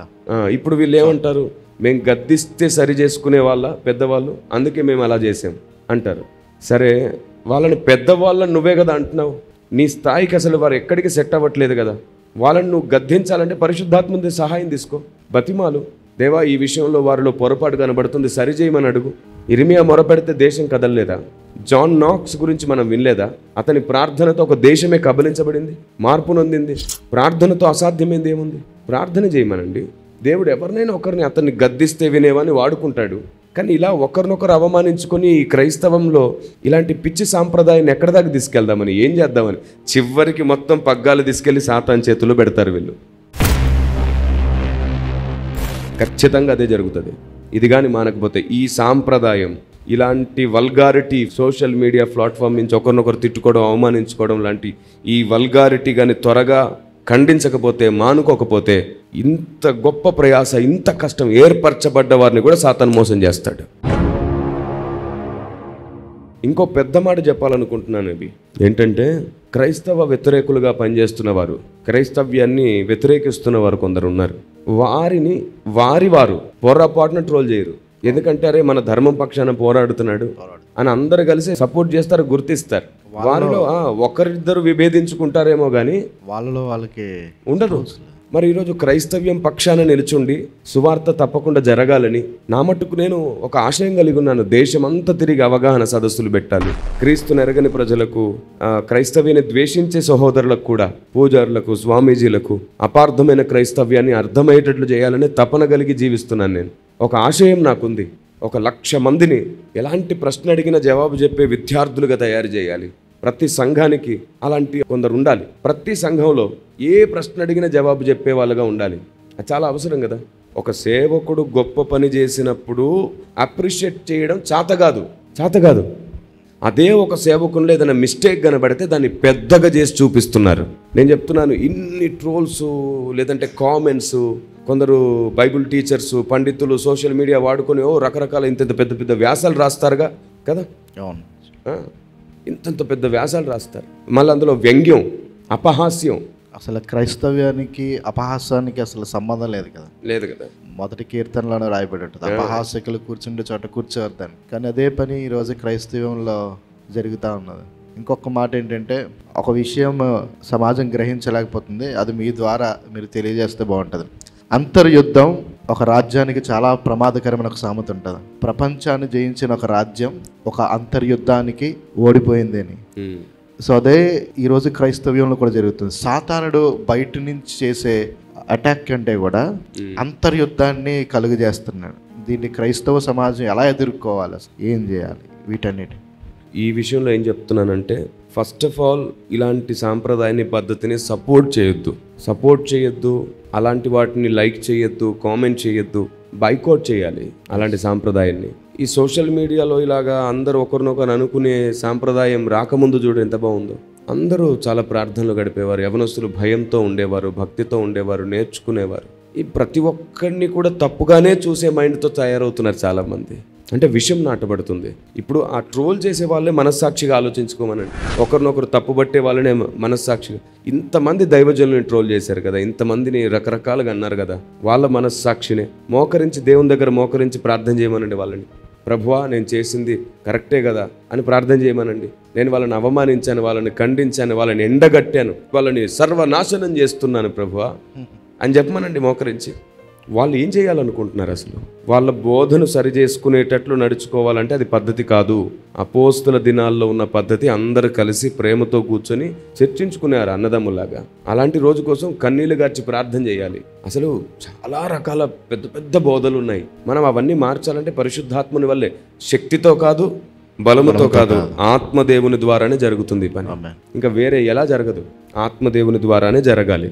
కాబట్టి క్రైస్తవ వ్యతిరేకులను వారు ఎప్పుడు వారిని తృణీకరించట్లేదు, వారిని ట్రోల్ చేయట్లేదు, వారిని అవమానించట్లేదు, వారికి సపోర్ట్గా నిలబడి ఉన్నారు వాళ్ళ స్వామీజీలు, పూజారులు అందరూ. వారు ఎలా మాట్లాడినా వారి గురించి ఎవరు పట్టించుకోవట్లేదు. క్రైస్తవ్యంలో అందరం ఒక కుటుంబం క్రీస్తునందు. ఒకరినొకరు అవమానించుకొని నాశనం చేసుకుంటున్నాం. నేను అంటాను ఏంటంటే, అందరం నేర్చుకుందాం, మార్చుకుందాం, అందరం భక్తులం అయిపోతాం. హెచ్చరించు, ఖండించు, బుద్ధి చెప్పు, కానీ గుర్తుంచుకో, సన్మానిస్తూనే ఇదంతా చెయ్యి, ప్రేమిస్తూనే ఇది చెయ్యి. ఒకడు నాశనం అవ్వాలనే దృష్టితో చేస్తున్నారు కదా, పెట్టేస్తారు టైటిల్, పలాని వ్యక్తి దుర్బోధకుడు, పలాని వ్యక్తి దుర్బోధ, అంత ఈజీగా దొరుకుతుంది టైటిల్. అరే నువ్వు కనీసం ఒక 3-4 గంటలు మోకరించి ప్రార్థన చేయడమే చేత కదా నీకు. కన్నీళ్లతో అందరి కోసం ప్రార్థన చేసేవాడి మీద దుర్బోధ అది ఇదని చెప్పేసి మాట్లాడతారు. చాలామంది భక్తుల మీద మాట్లాడారు. నేనేమంటున్నానంటే, వ్యక్తిత్వానికి, సేవకు, భక్తి సాధనకు అన్నిటికీ విలువ ఇవ్వాలి. ఆ తర్వాత మాట్లాడుకోవాలి దేన్నైనా. లేఖనం గురించే మాట్లాడాలంటే అదే పద్ధతి. బోధన మాట్లాడాలంటే బోధ గురించే మాట్లాడాలి, పర్సన్ గురించి మాట్లాడకూడదు. ఇప్పుడు క్రైస్తవ సమాజం అందరికీ దేవుని గూర్చే ప్రకటించాలనుకున్నప్పుడు అందరం కలిసి పరిచర్య చేయగలిగితే, అందరు దేవుని చిత్తాన్ని చేయడానికి మోకరించగలిగితే, పరిశుద్ధాత్ముడే వివేకం ఇస్తాడు మనకి, ఏది మంచిదో ఏది చెడు. ఆత్మదేవుడు మనకు వచ్చిందే సత్యం నుంచి సర్వసత్యంలోనికి నడపడానికి. సో ఇది ఇక్కడ మిస్ అవుతుంది. అందుకే ఎదుటివాని కష్టం గుర్తించండి, అతని వ్యక్తిత్వాన్ని గుర్తించండి, అతని ప్రయాసను గుర్తించండి. ఆ తర్వాత అతని గురించి ఎన్నైనా మాట్లాడండి. నేను మళ్ళీ చెప్తున్నాను, ఒక వ్యక్తిలో దేవుడు కూడా సంతోషపడే 100 సంగతులు ఉన్నప్పుడు నీకు నచ్చని ఒక్కదాని కోసం ఆ 100ని నువ్వు తృణీకరించద్దు. ప్రతి వ్యక్తిలో పొరపాట్లు ఉంటాయి, కానీ వ్యక్తే పొరపాటు కాదు. పౌలు భక్తుడు అంటాడు, నేను ఇంకా సంపూర్ణుని అయ్యానని అనుకోవట్లేదు అన్నాడు. అంతటి మహానుభావుడే నేను ఇంకా సంపూర్ణుని అయ్యానని అనుకోవట్లేదంటే మేము ఏపాటి మనుషులం? ఇప్పుడున్న భక్తులందరూ ఏపాటి మనుషులు? అందుకే నేనేమంటున్నానంటే, ఒకరినొకరం కూల్చుకోవద్దు, కట్టుకుందాం. ఆరిపోయే దీపాలని వెలిగించుకుందాం, పడిపోయిన వారిని తిరిగి లేపడదాం. భారతదేశానికి క్రైస్తవ్యం అపార్థమైంది, అర్థమయ్యేటట్లు చేద్దాం. ముందు ఇది సాధిద్దాం. ప్రేమగా కలిసి ఉంటే, ఒకరి మీద ఒకరికి మంచి అభిప్రాయం ఉంటే, ఆటోమేటిక్గా బోధలను కూడా పరిశుద్ధాత్ముడు మారుస్తాడు, సరిచేస్తాడు. ఒకరంటే ఒకరికి అపార్థం అలాగే ఉండిపోతుంది, ద్వేషం అలాగే ఉండిపోతుంది, ఈర్ష్య, కోపం అలాగే ఉండిపోతుంది. మరి ఎలాగా? అసలు ప్రేమతోనే కదా ఈ ప్రపంచాన్ని జయించగలిగింది. అసలు క్రైస్తవ్యం ఈ దేశం వరకు అడుగుపెట్టగలిగిందంటే క్రీస్తు యేసు వారు చూపించిన ప్రేమ వల్లే కదా. సో దాన్ని సమాజం మర్చిపోతా ఉన్నది. మీరు ఇందాక అన్నట్టుగా ఒక మాట, హెచ్చరించడం, ఖండించడం అనే 2 మాటలనే తీసుకుంటున్నారు తప్ప ప్రేమించడం, సన్మానించడం అనే విషయాలని పక్కన పెట్టేశారు. సో ఎప్పుడైతే మీరు చెప్పినట్లుగా ఈ ఖండించడము, హెచ్చరించడం ప్రేమతో కూడింది అయితే కనుక ఖచ్చితంగా అర్థం చేసుకోగలరు. వెనక ఉన్న వారికి కూడా అర్థమవుతాను. ఈరోజు చాలామంది ఉద్రేకంగా వారు రియాక్ట్ అవ్వడానికి గల కారణం ఏంటంటే, కొంతమంది అనుభవం ఉన్న వాళ్ళు కూడా కొద్ది ఉద్రేకంగా వారు స్పందించడం ద్వారా ఆటోమేటిక్గా వెనక ఉన్న సమాజం కూడా ఉద్రేకంగానే ఉంటున్నారు. సో ఈ మైండ్ సెట్ని ఎట్లా అంటే మార్చుకోగలిగింది? అంటే ఈ మధ్యన యవనస్తులు ఎక్కువ ఉద్రేకంతో కూడా వారు కూడా పెడతాను అంటే, how to change the minds, ఎలాగ వారి మైండ్ సెట్? నేను దాదాపుగా 11-12 సంవత్సరాలుగా ఇదే ధోరణిలో పరిగెడుతున్నాను. అందరికీ సమన్వయవాదం నేర్పించడానికి పరిగెడుతున్నాను. నేను డెమోగా కూడా చూపించాను. క్రైస్తవ వ్యతిరేకంగా ప్రవర్తించే వారిని కూడా రెస్పెక్ట్ చేస్తూ మాట్లాడాను. ఎస్, వాళ్ళు నిందించిన, అవమానించిన, లేని వార్తలు పుట్టించిన, ఏమన్నా సరే స్టిల్ వారి కోసం ప్రేయర్ చేస్తున్నాను. నేను స్టిల్ వారు మారుతారని ఆశించి మాట్లాడుతున్నాను. నేను ఒక వ్యక్తిని మార్చడం నా చేతుల్లో లేని పని, దేవుడు చేస్తాడు ఆ పని. కానీ మారడానికి అవకాశం కల్పించాలి కదా. ఆ వ్యక్తి మనం చెప్పేది ఆలోచిస్తే చాలు. క్రైస్తవుడు మాట్లాడితే ఎదుటి వ్యక్తికి ఆలోచన రావాలి, ఆవేశం రాకూడదు. మరి ఈ నా మాటలు ప్రతిదాన్ని తప్పుపట్టి ట్రోల్ చేసి సోషల్ మీడియా వేదిక మీదుగా ఎన్నో పెద్ద పెద్ద శీర్షికలు రాసేసి లేఖనాలని అడ్డుపెట్టేసుకొని ప్రేమ కాకుండా మిగతా అమర్యాదగా ప్రవర్తించే నా సహోదరులు చాలామంది దీన్ని అర్థం చేసుకుంటారో మళ్ళీ వాళ్ళు హట్ అయిపోయి ఈగోకి వచ్చేసి మరలా దీన్ని అవమానంగా భావించి ట్రోల్ చేస్తారు. వాళ్ళకే అంత ఈగో అయితే రాత్రి పగళ్ళు కన్నీళ్లతో కష్టపడి అప్పులు చేసి బాధపడి వ్యాధుల్లో ఇబ్బందుల్లో ఇరుకుల్లో కుటుంబానికి కూడా సమయం ఇవ్వలేక దేవుని కొరకు పరిగెత్తి ప్రాణాన్నే పణంగా పెట్టి సేవ చేసిన వాళ్ళకి ఎంత ఈగో ఉండాలి కదా. ఇప్పుడు చాలాసార్లు బైబుల్ వండర్స్ జాన్ వెస్లీ గారిని, వాళ్ళ ఫ్యామిలీని, పాల్ ఇమ్మాన్యుయల్ వీళ్ళందరినీ బాగా ట్రోల్ చేస్తున్నప్పుడు నేను ఒక పాయింట్ని గమనించాను. ఆయన తన పిల్లలతో పాటు ఫ్యామిలీతో పాటు విదేశాలకు వెళ్ళే విషయంలో కూడా కొందరికి నచ్చదు. అదిగోండి దేవుని డబ్బుతో విదేశాలు తిరుగుతున్నాడు. ఎందుకు అంత ఈర్ష్య? ఎందుకు? మీకు తెలుసా సేవకుల కష్టం ఎలా ఉంటుందో, ఎంత ఇబ్బందిగా ఉంటుందో తెలుసా? పిల్లలు నిద్రపోయిన తర్వాత ఎప్పుడో తెల్లవారుజామున 3 గంటలకు ఇంటికి వస్తాం, మీటింగ్స్ అన్నీ ముగించుకొని. మళ్ళీ మేము నిద్ర లేచే సమయానికి వాళ్ళేమో స్కూల్ వెళ్ళిపోతారు. ఎందుకంటే 3 గంటలకు ఇంటికి వచ్చి స్నానం చేసుకొని ప్రార్థన చేసుకొని పడుకునేసరికి 4 అవుతుంది. 4 గంటలకు పడుకున్న మేము తిరిగి ఒక 4 గంటలో 5 గంటలో పడుకొని మళ్ళీ మేలుకునే సమయానికి పిల్లలు స్కూల్కి వెళ్ళిపోతారు. నాన్న వచ్చాడా, నాన్నతో కొంచెం సమయం గడుపుదామంటే ఇంట్లో వాళ్ళు ఆపుతారు కదా. ఇప్పుడే పడుకున్నాడు, 2 అవర్స్ అయింది, డిస్టర్బ్ చేయొద్దు అంటే పిల్లలకి నాన్నతో గడపాలని ఉంటుంది, వెళ్ళిపోతారు స్కూల్కి. నిద్ర లేచేసరికి పిల్లలు ఎక్కడ ఉండరు. మళ్ళీ వాళ్ళు స్కూల్ నుంచి 5 గంటలకేమో వస్తారు. ఈలోపు మనం సభకు వెళ్ళిపోతాం. మధ్యాహ్నం భోజనం అవగానే మీటింగ్కి బయలుదేరిపోతాం. ఇంటికి వచ్చేసరికి నాన్న లేడు. నిద్ర లేచినప్పుడు నాన్న ఉంటే సమయం గడపలేరు. సరే సమయం గడుపుదాం అనుకున్నప్పుడేమో నాన్న అందుబాటులో ఉండడు. పిల్లలకు సెలవు ఉన్నప్పుడు కూడా సేవకులకు సెలవు లేదు. రాత్రి పగళ్ళు సభల్లో తిరుగుతున్నప్పుడు ఎన్నిసార్లు పిల్లలు అడుగుతుంటారో, మమ్మీ డాడీ ఎప్పుడు మాతో టైం స్పెండ్ చేస్తారు, డాడీ ఎప్పుడు మాతో ఉంటారు అని. సరిగ్గా అలాంటి సందర్భంలోనే పిల్లలకు ఇచ్చే టైం ఏదో నాణ్యతగా ఇద్దాం, ఏ డిస్టర్బెన్స్ లేకుండా ఇద్దాం, ది బెస్ట్గా ఇద్దాం. పిల్లల జీవితానికి ఇవ్వాల్సిన టైం ఇవ్వలేకపోతున్నాం కదా అని అనుకొని మేమేం చేస్తాం, ఎప్పుడైనా విదేశాల్లో కూడా సభలు జరిగేటప్పుడు ఫ్యామిలీని కూడా తీసుకొని వెళ్ళాలనుకుంటాం. పిలిచే వాళ్ళు కూడా చాలా ప్రేమ కలిగిన వారే, అయ్యా మీరు కుటుంబ సమేతంగా రండి అని పిలుస్తారు. ఎందుకంటే వాళ్ళు కూడా అర్థం చేసుకుంటారు. ఎందుకంటే అక్కడికి వెళ్ళినప్పుడు ఏ హడావిడి ఉండదు. మీటింగ్కి వెళ్తాం, వాక్యం చెప్తాం, మరలా వచ్చేస్తాం. నైట్ సభలు ఉంటాయి, ఉదయం అంతా పిల్లలతో ఫ్యామిలీతో టైం స్పెండ్ చేయొచ్చు. ఇది కూడా అర్థం చేసుకోలేకపోతున్నారు. సేవకులు సైకిల్ మీద సేవ చేసేవాళ్ళు కానీ, బైక్ మీద సేవ చేసేవాళ్ళు కానీ, ఏమీ లేకుండా సేవ చేస్తున్నవారు కానీ, కారులో సేవ చేస్తూ ప్రతి ఒక్కరికి ఎంత చెట్టుకు అంత గాలి వీస్తూనే ఉంది. ఒక పెద్ద చర్చ్ ఉంది ఇతనికి అని ఫీల్ అవుతాం మనం. ఆ చర్చ్ కట్టడానికి ఎంత కష్టపడ్డాడో, ఎంత డబ్బు అప్పు చేశాడో, అది ఎంత కడుతున్నాడో తెలియదు. ఓ పెద్ద కారు ఉంది అని అనిస్తారు. ప్రతి నెల దాన్ని కట్టే ఈఎంఐ గురించి ఆలోచించరు. ఇప్పుడు కింద పని చేసేవాడికి ఎలా ఉంటుందో తెలుసా? కింద పని చేసేవాడికి కారు ఉన్నోడు అంటే చులకన, కారు ఉన్నోడికి కింద ఉన్నోడు చులకన అవ్వకూడదు మళ్ళీ. ఎందుకంటే కింద నుంచే కదా వచ్చాం పైకి. పని ఎంతో సౌకర్యం అంతే. పని లేకుండా సౌకర్యం ఉండదు. నీ సైకిల్ మీద, నీ బైక్ మీద నెల మొత్తంలో 5 మీటింగ్స్, రోజుకో మీటింగ్ చొప్పున నెల మొత్తం తిరగడం కుదురుతుందా? అది కూడా దాదాపుగా 200-300 కిలోమీటర్లు అప్ అండ్ డౌన్ ప్రతిరోజు. సరే ఒక్కడు వెళ్తే వెళ్ళాడు, 2 వెళ్తే వెళ్ళారు. మేము కొన్నిసార్లు పుస్తకాలు తీసుకెళ్తాం, కెమెరాస్ తీసుకెళ్తాం, 2 రోజులు 3 రోజులు ఉంటే లగేజ్ తీసుకెళ్లాల్సి వస్తుంది. అప్పుడు ఖచ్చితంగా ఏం కావాలి? ఏదో ఒక పెద్ద వాహనం అయితే కావాలి కదా. కాబట్టి ఇలాంటి అన్ని పట్టించుకుంటూ పోతే ఎప్పుడు క్రైస్తవ సమాజం సెట్ అవ్వదు. ఇదంతా కయ్యను హేబెల్ని చూస్తున్నటువంటి ఈర్ష్యలాగే ఉంటుంది. దావీదును అర్థం చేసుకోలేని సౌలు మనస్తత్వం లాగే ఉంటుంది. అవును. కాబట్టి ఎవరు వారి వారి స్థాయికి తగ్గట్టుగా దిగజారిపోయి పనిచేస్తున్నారు. ట్రోల్స్ చేసే వాళ్ళందరూ కూడా. నేను ఎవరి పేరు ఎత్తట్లేదు, ఎవరిని గురించి నేను మాట్లాడాలనుకోవట్లేదు. ఈ సాంప్రదాయాన్ని వీలైనంత త్వరగా క్రైస్తవ్యంలో నుంచి బైకాట్ చేయాలి. ప్రశ్నించాలనుకుంటే దానికి ఒక పద్ధతి ఉంది.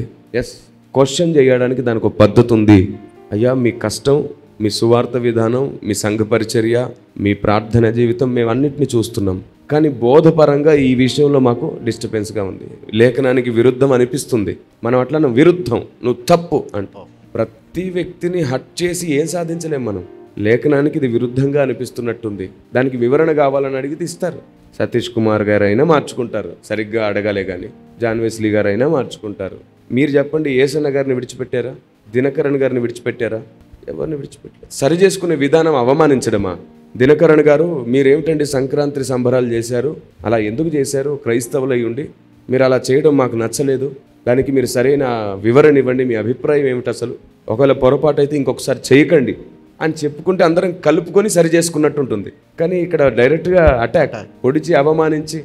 డీజేస్ దినకరణ్ గారి ప్రార్థనా ఫలితం ఇప్పుడున్న దినకరణ్ గారి పరిచర్య. ఒక మహాభక్తుని ప్రార్థనా ఫలితం. ఏ మినిస్ట్రీని, డినామినేషన్ కూడా మనం ఒక మాట అనే ముందు 100 సార్లు ఆలోచించుకోవాలి. ఏది అనాలన్నా ప్రేమతో రిక్వెస్ట్గా అడగాలి. ఎందుకంటే అందరం కలిసి ఉండాలనుకుంటున్నాం మనం. ఈ ధోరణి క్రైస్తవ సమాజంలో లోపించింది. దీని విషయంలో పెద్దలు వీలైనంత త్వరగా స్పందించకపోతే చాలా ప్రమాదం. సేవకులు ఇలాంటి వాళ్ళకి సపోర్ట్ చేస్తే చాలా ప్రమాదం. ఒక మహానుభావుడు అంటాడు, ఒక సేవకుడు అంటాడు, నేనే ఇండియాలో సేవకుని, ఇంకొక సేవకుడే లేడు. బైబిల్ ప్రకారంగా వాళ్ళు సేవకులు కాదు, వీళ్ళు సేవకులు కాదు, వీళ్ళు ఎవరు సేవకులు కాదని చెప్తుంది. మరి ఇంకా అందరం సేవ మానేసి కూర్చుంటే ఆ ఒక్కడే సేవ చేస్తాడా మొత్తం దేశమంతటా? చేయలేదు. మీరు ఒక మాట ప్రసంగంలో చెప్తా ఉంటారు, ఊరిని గెలవలేనోడు దేశాన్ని గెలిచినోడికి. మరి ఒకడు దేశాన్ని గెలవడానికి బయలుదేరినప్పుడు ఊరిని గెలవడం చేతగానోడు దేశాన్ని గెలవడానికి వెళ్ళేవానికి నేర్పించడం ఏంటి? అతను పుట్టక ముందు నుంచి పరిచర్యలో ఆత్మల సాంపాద్యతలో బ్రతుకుతున్నారు వాళ్ళు. బైబిల్ ప్రకారంగా వాళ్ళు కరెక్ట్ కాదు, వీళ్ళు కరెక్ట్ కాదు. కాదు, నేనేం చెప్తున్నానంటే బైబిల్ ప్రకారంగా అందరూ తల కాదు, అందరూ చేతులు కాదు, వేరువేరు అవయవాలు. అలాగే కొంత తక్కువ ఉంటుంది, కొంత లోపం ఉంటుంది. కాబట్టి వాళ్ళు వేరు అవయవాలు. అందరిలో పర్ఫెక్షన్ చూడాలనుకోవడం వల్లే ఈ ట్రోల్స్ అన్నీ వస్తున్నాయి. అందరిలో పర్ఫెక్షన్ని చూడాలనుకుంటే ఇంకా ఆకాశం నుంచి దిగి రావాలి. మరి ఎలాగా అంటే అందరినీ పర్ఫెక్ట్గా తయారు చేద్దాం. చేయాలంటే అది ప్రేమతోనే సాధ్యం, సహనంతోనే సాధ్యం, ప్రార్థనతోనే సాధ్యం. లేకపోతే అవదు. ఈ వంకరదారులతో ఎప్పటికీ సంస్కరణ జరగదు. ఈ సాంప్రదాయాన్ని వెంటనే అరికట్టాలి. ఏంటండి ప్రేమ కలిగిన, సహనం కలిగిన క్రైస్తవ్యంలో ఈ వింత పోకడి ఏంటి అసలు? ఎప్పుడు క్రైస్తవ సమాజంలో లేనిది ఈ మధ్యన ఎక్కువ మనం చూస్తా ఉన్నాం. సంస్కరణకి అసలు ఇది మార్గమే కాదు. సో ఇప్పుడు సంస్కరణకి వేసే అడుగులు, మీరు కొన్ని విషయాలు చెప్తే కనీసం 100% యాక్సెప్ట్ చేయకపోయినా కనీసం సగం శాతం మంది అయినా యాక్సెప్ట్ చేయగలుగుతారండి. అంటే సంస్కరణకు వెళ్ళే మార్గాలు కొన్ని మీరు చెప్పగలిగితే కనుక. ఇంకో పెద్ద మాట చెప్పాలనుకుంటున్నాను. అవి ఏంటంటే క్రైస్తవ వ్యతిరేకులుగా పనిచేస్తున్న వారు, క్రైస్తవ్యాన్ని వ్యతిరేకిస్తున్న వారు కొందరు ఉన్నారు. వారిని వారు పొరపాటున ట్రోల్ చేయరు. Praise the Lord, right the Lord, praise the Lord, right the Lord, praise the Lord, right the Lord, praise the Lord, right the Lord, praise the Lord అంటారు మీరు. అంటే అన్నాం కదా, ఎందుకంటే అరే మన ధర్మం పక్షాన పోరాడుతున్నాడు అని అందరు కలిసి సపోర్ట్ చేస్తారు, గుర్తిస్తారు. వారిలో ఒకరిద్దరు విభేదించుకుంటారేమో కానీ వాళ్ళకి ఉండదు. విజయ్ ప్రసాద్ రెడ్డి ఇంటర్వ్యూకి వచ్చేసి ఎదుటి వ్యక్తిని గౌరవించడానికి ఒక మాట అన్నారు. దాన్ని ఎంత ట్రోల్ చేసేసారు అందరూ. జై శ్రీరామ్, జై శ్రీరామ్, జై శ్రీరామ్, జై శ్రీరామ్, జై శ్రీరామ్. అడిగే విధానం అదేనా? ద్వేషంతో ఖండిస్తారా? కొన్ని కోపంతో ఖండిస్తారా? ఇదేమైనా పాత నిబంధన కాలమా? ప్రతిదానికి ఒక పద్ధతి ఉంది కదా. ఇప్పుడు బ్రదర్ మీరు ఇలా పలికారు, ఇలా మాట్లాడారు, మీరు పలికిన మాట మాకు అర్థం కాలేదు, కరెక్ట్ ఒక వివరణ ఇవ్వండి అని చెప్పుంటే బాగుండేది కదా. అవును. కొందరేమో ఆయన పలానా వాళ్ళ శిష్యుడు, ఈయనేమో పలానా వాళ్ళ శిష్యుడు. ఎందుకు ఇవన్నీ? మనిషిని నేరుగా ఎదుర్కోలేక కదా ఇవన్నీ, సబ్జెక్ట్ వైజ్గా మాట్లాడలేక కదా ఇవన్నీ సైడ్ టాపిక్స్ అన్నీ మాట్లాడతారు చూసారు. వాళ్ళే మొత్తం చెరిపేది. నేను అదే చెప్తున్నా, సబ్జెక్ట్ మాట్లాడుతుంటే పర్సన్ గురించి మాట్లాడకూడదు. పర్సన్ గురించి మాట్లాడేవాడు సబ్జెక్ట్ గురించి మాట్లాడే అర్హత ఉండదు. మనం అందరం ప్రతిరోజు నేర్చుకోవాలి, ప్రతిరోజు మార్చుకోవాలి, ఖచ్చితంగా ఆయనకు అనుకూలంగా బ్రతకాలి. పరిశుద్ధాత్మదేవుడు ఆయన సంతోషపడేటట్టు ప్రతిరోజు బ్రతకాలి మనం. అది డ్యామ్ షూర్. కానీ దానికి అన్నట్టుకి బైబిల్లో పౌలు భక్తుడు పద్ధతి నియమించి పెట్టాడు, సంఘం ఎలా నడుచుకోవాలో అని. నేనే కాదు, మొత్తం అందరం అన్ని విషయాల్లో మార్చుకోవాలి. అందుకే నేను ఎప్పుడంటాను, నేర్చుకుందాం, మార్చుకుందాం. ప్రతిరోజు మార్చుకోవడానికి సిద్ధ మనసున్న వ్యక్తికి ప్రేమతో చెప్తే ఎన్నైనా మార్చుకుంటారు. నేను మార్చుకున్నాను చాలా విషయాల్లో. ప్రభు భోజన విషయంలో నాకు మార్పు వచ్చింది, ఆరాధన విషయంలో చాలా విషయాల్లో మార్చుకున్నాను. నాకు ఎవరైనా ఏదైనా చెప్పినప్పుడు నిజం అనిపిస్తే నేను మార్చుకున్నాను. ప్రారంభం నుంచి ఇప్పటి వరకు చాలా విషయాలు నేర్చుకుని మార్చుకున్నాను. ఎవరైనా అంతే కదా, ప్రారంభ సేవలో నేర్చుకుని మార్చుకుంటూ ఎదిగి వస్తారు. నేర్చుకోవడం మార్చుకోవడం ఎవరో మర్చిపోలేదు. కానీ దేశంలో నేనొక్కరిని సేవకుని, నేను తప్ప ఇంకెవరూ సేవకులు కాదు, బైబిల్ ప్రకారం ఎవరు కాదనేవాడు చెప్పేది ఎట్లా నేర్చుకుంటారు? ఈర్ష్య, ద్వేషం, గర్వంతో మాట్లాడేవాడి దగ్గర ఎలా నేర్చుకుంటారు? అందుకే నేనేం చెప్తున్నానంటే, ఈరోజు అర్థం కాదు, రేపు అర్థమవుతుంది మెల్లిగా. ముందు ప్రేమ నాటుదాం, భక్తిని నాటుదాం, తర్వాత సువార్తను నాటుదాం. నేను దేశమంతా సువార్త చేయడానికి, దేశంలోని అన్ని భాషల్లో సువార్త చేయడానికి పరిగెత్తే నన్ను వీళ్ళు విమర్శించి అవమానించి ఎవరికి వ్యతిరేకం అవుతున్నారు? దేవునికి వ్యతిరేకం. దేవునికి, పరిశుద్ధాత్మనికి దుఃఖం రేపట్లేదా? చెప్తున్నాను, దేశమంతటా పరిగెడదామనే ప్రయాసపడుతున్నాను నేను ఇప్పుడు. అందుకోసమే అన్ని ఏర్పాట్లు చేసుకుంటున్నాను. నేను గడిచిన 4 సంవత్సరాల నుంచి ఒక్కటే ధ్యేయం, అపార్థమైన క్రైస్తవ్యాన్ని అర్థమయ్యేటట్టు చేయడానికి దేశమంతటా వెళ్ళాలి. పూజారులతో, స్వామీజీలతో, కలెక్టర్లతో, లెక్చరర్తో, క్రైస్తవ వ్యతిరేకులతో అందరితో కూర్చుండి వారి ప్రతి ప్రశ్నకు అర్థమయ్యేటట్టు చేసి, మనం ఆచారాలు సాంప్రదాయాలు మార్చేవారం కాదు, దేవుణ్ణి, రక్షణను ప్రకటించేవారమని అర్థమయ్యేటట్టు చేద్దామని. వారు సమాజంలో జరిగినటువంటి పొరపాట్లను ఎత్తి చెప్పి క్రైస్తవ్యాన్ని నిందిస్తుంటారు. నేనేమంటాను, పొలంలో కలుపు ఉంటుంది, పొలమంతా కలుపు కాదంటాను. అప్పటి కాలానికి ఇప్పటి కాలానికి చాలా డిఫరెన్స్ ఉంది. మనల్ని మనం కాపాడుకుంటూ సువార్త చేయాలి. మనల్ని మనం ప్రోత్సహించుకుంటూ సంఘాలు కట్టాలి. మనల్ని మనం మార్చుకుంటూ నేర్పించుకుంటూ క్రైస్తవ్యం ఒక కుటుంబమై బ్రతకాలి. ఇప్పుడు ఎవరైతే ట్రోల్స్ చేస్తున్నారో, రకరకాలుగా అవమానిస్తున్నారో చాలామంది సేవకుల్ని, వాళ్ళని కూడా నేను రిక్వెస్ట్ చేస్తున్నాను, మీరు అలా చేయకండి. మీరు ఒక పద్ధతిగా వెళ్ళండి. ఎవరిని గురించి అయితే మీరు మాట్లాడాలనుకున్నారో ముందు ఆ వ్యక్తి కష్టాన్ని కూడా గుర్తించండి, వాళ్ళ ఇబ్బందులను కూడా గుర్తించండి, వాళ్ళ ప్రయాసను కూడా గుర్తించండి. జైపాల్ గారిని అనడానికి ఏముంటుందండి, ఏసన్న గారిని అనడం ఏమిటండి? ఎందరో మహాభక్తులు ఉన్నారు. కాబట్టి ప్రతి ఒక్కరిని విమర్శించడం జ్ఞానం అనుకునే పండితులు ఉన్నారు. బాబోయ్, వాళ్ళకి ఎలా ఓపిక వస్తుందో ఫేస్బుక్లో దాదాపు ఒక 3-4 పేజీల పైనే రాసేస్తారు లిస్ట్. వాళ్ళు ఏం చేయాలనుకుంటున్నారో అర్థం కావట్లేదు. మళ్ళీ వాళ్ళు లెక్చరర్స్, టీచర్స్, బైబిల్ టీచర్స్, ప్రశ్నలకు జవాబులు చెప్పే వేదిక మీద మళ్ళీ వాళ్ళు చాలా పెద్దవాళ్ళలాగా, బుద్ధికి ఏమో చిన్నవాళ్ళు అయిపోయారు. ఏదైనా క్రైస్తవ్యంలో కొత్తగా అనిపించినా, వింతగా అనిపించినా, తప్పుగా అనిపించినా ఒక పద్ధతిగా వెళ్ళి పెద్దలు పద్ధతిగా అడగాలి. ఫోన్స్ చేయడము, కలవమని అడగడము, ఇదేంటో ఒకసారి చూద్దామనో. చర్చలు ప్రేమతోనే జరగాలి, ద్వేషంతో జరగకూడదు. అప్పుడు ఎవరైనా మాట్లాడతారు. అందరినీ కట్టుకునే ప్రయత్నం చేస్తే కదా క్రైస్తవ్యం. నా కోరిక, నా తపన మొత్తం అంతే. ఖచ్చితంగా ఆత్మదేవుడా కార్యం చేయను గాక. ఆమేన్. ఇకపోతే శాంసన్ గురించి మాట్లాడుకుందాం. శాంసన్ గురించి నేను ఒక స్టేట్మెంట్ ఇచ్చాను. శాంసన్ గురించి ఎందుకు ఇచ్చాను ఆ స్టేట్మెంట్ అంటే, నాకు బైబిల్లో డైరెక్ట్గా ఏ స్టేట్మెంట్ కనబడట్లా శాంసన్ గురించి. అలాగా డైరెక్ట్గా కనబడని దాని గురించి మాట్లాడొద్దు అని ప్రపంచాన్ని హెచ్చరించడానికి శాంసన్ గురించి మాట్లాడాను నేను. ఓ పెద్ద ఆయన అంటాడు, మీరు శాంసన్ గురించి అలా మాట్లాడుతుంటే పాపం చేయమని అనేకుల్ని ప్రోత్సహించినట్టు అయిపోయిందంట. మరి అలా అయిపోయినట్టు ఈయనకెందుకు అర్థమవుతుంది అలాగా? నేను శాంసన్ గురించి మాట్లాడి హెచ్చరించి బుద్ధి చెప్పిన తర్వాత 32 మంది ఒక చోట బాప్టిజం తీసుకున్నారు. ఆ ప్రసంగంలో చాలా చోట్ల నేను ఎక్కడెక్కడికి వెళ్తే అక్కడక్కడ బాప్టిజంలు తీసుకుంటూనే ఉంటారు. వాక్యం బోధించిన తర్వాత సేవకులు చెప్తూనే ఉంటారు. ఒకసారి అయితే మధ్యరాత్రులు బాప్తిస్మం నా చేతితో ఇచ్చాను నేను కొన్ని సంఘాల్లో. ప్రసంగం అయిపోయిన తర్వాత, అయ్యా వీళ్ళందరూ బాప్టిజం తీసుకుంటారంట ఈ రాత్రే. నేను సేవకులకు, మీరు ఇవ్వండి అయ్యా, రేపు ఇవ్వండి అంటే, లేదు ఈ రాత్రే తీసుకుంటారంట. అంటే ఇంకా నేను కూడా నీళ్ళలోకి దిగిన సందర్భాలు ఉన్నాయి, ఫొటోస్ ఉన్నాయి, వీడియోస్ ఉన్నాయి. ఎందుకు నేను ఈ మాట చెప్తున్నానంటే, వాళ్ళకు ఒకటి అనిపించేసి ఆ ఒక్కడు అందరికీ ఆ తప్పును రుద్దుతున్నాడు. శాంసన్ గురించే మాట్లాడదాం, మేబీ ఫ్రీగా మాట్లాడదాం. నేను ఇప్పుడు ఒకటే స్టేట్మెంట్ మీద ఉన్నాను. శాంసన్ ప్రారంభ జీవితం నుంచి తనలో ఫెయిల్యూర్స్ ఉన్నాయి. సక్సెస్ఫుల్ లీడర్ అని నేనేం చెప్పట్లేదు శాంసన్ గురించి. శాంసన్ వ్యక్తిత్వం మీద పడుతున్న మచ్చ గురించి ఆధారం లేకుండా మాట్లాడొద్దు అంటున్నాను. నేను చేస్తున్న ప్రయాస అదే, నా పోరాటం అదే. ఎవరిని గూర్చి అనవసరమైన ఆధారాలు పుట్టించడము, కోడిగుడ్డు మీద ఈకలి బీకినట్టు చేయడం లాంటివి చేయకూడదు. అదే నేను ఒక మాట అంటున్నానంటే, మన సహోదరుని ద్రోహి అని మాట్లాడటమే నరహత్య చేయడంతో సమానం. మనం ఒక భక్తుని మీద ఒక మచ్చ ఆపాదించడం, దానికి అంతకంటే తప్పు అవుతుంది కదా. పెద్ద తప్పు అవుతుంది. సో ఎలాగ శాంసన్ని సమాజం మాట్లాడుకుంటున్నట్టుగా శాంసన్ కూడా ఒక వ్యభిచారిని మాట్లాడుకుంటున్నారు సమాజం. అది కాదు అని ఎలాగా మీరు వాక్యాధారంగా? యేసు ప్రభు ఒక వ్యభిచారిని కూడా వ్యభిచారి అనలా, అమ్మా అన్నాడు. వీళ్ళు శాంసన్ని వ్యభిచారి అని నిరూపించడానికి ఇంత ఆతృత ఎందుకు పడుతున్నారు?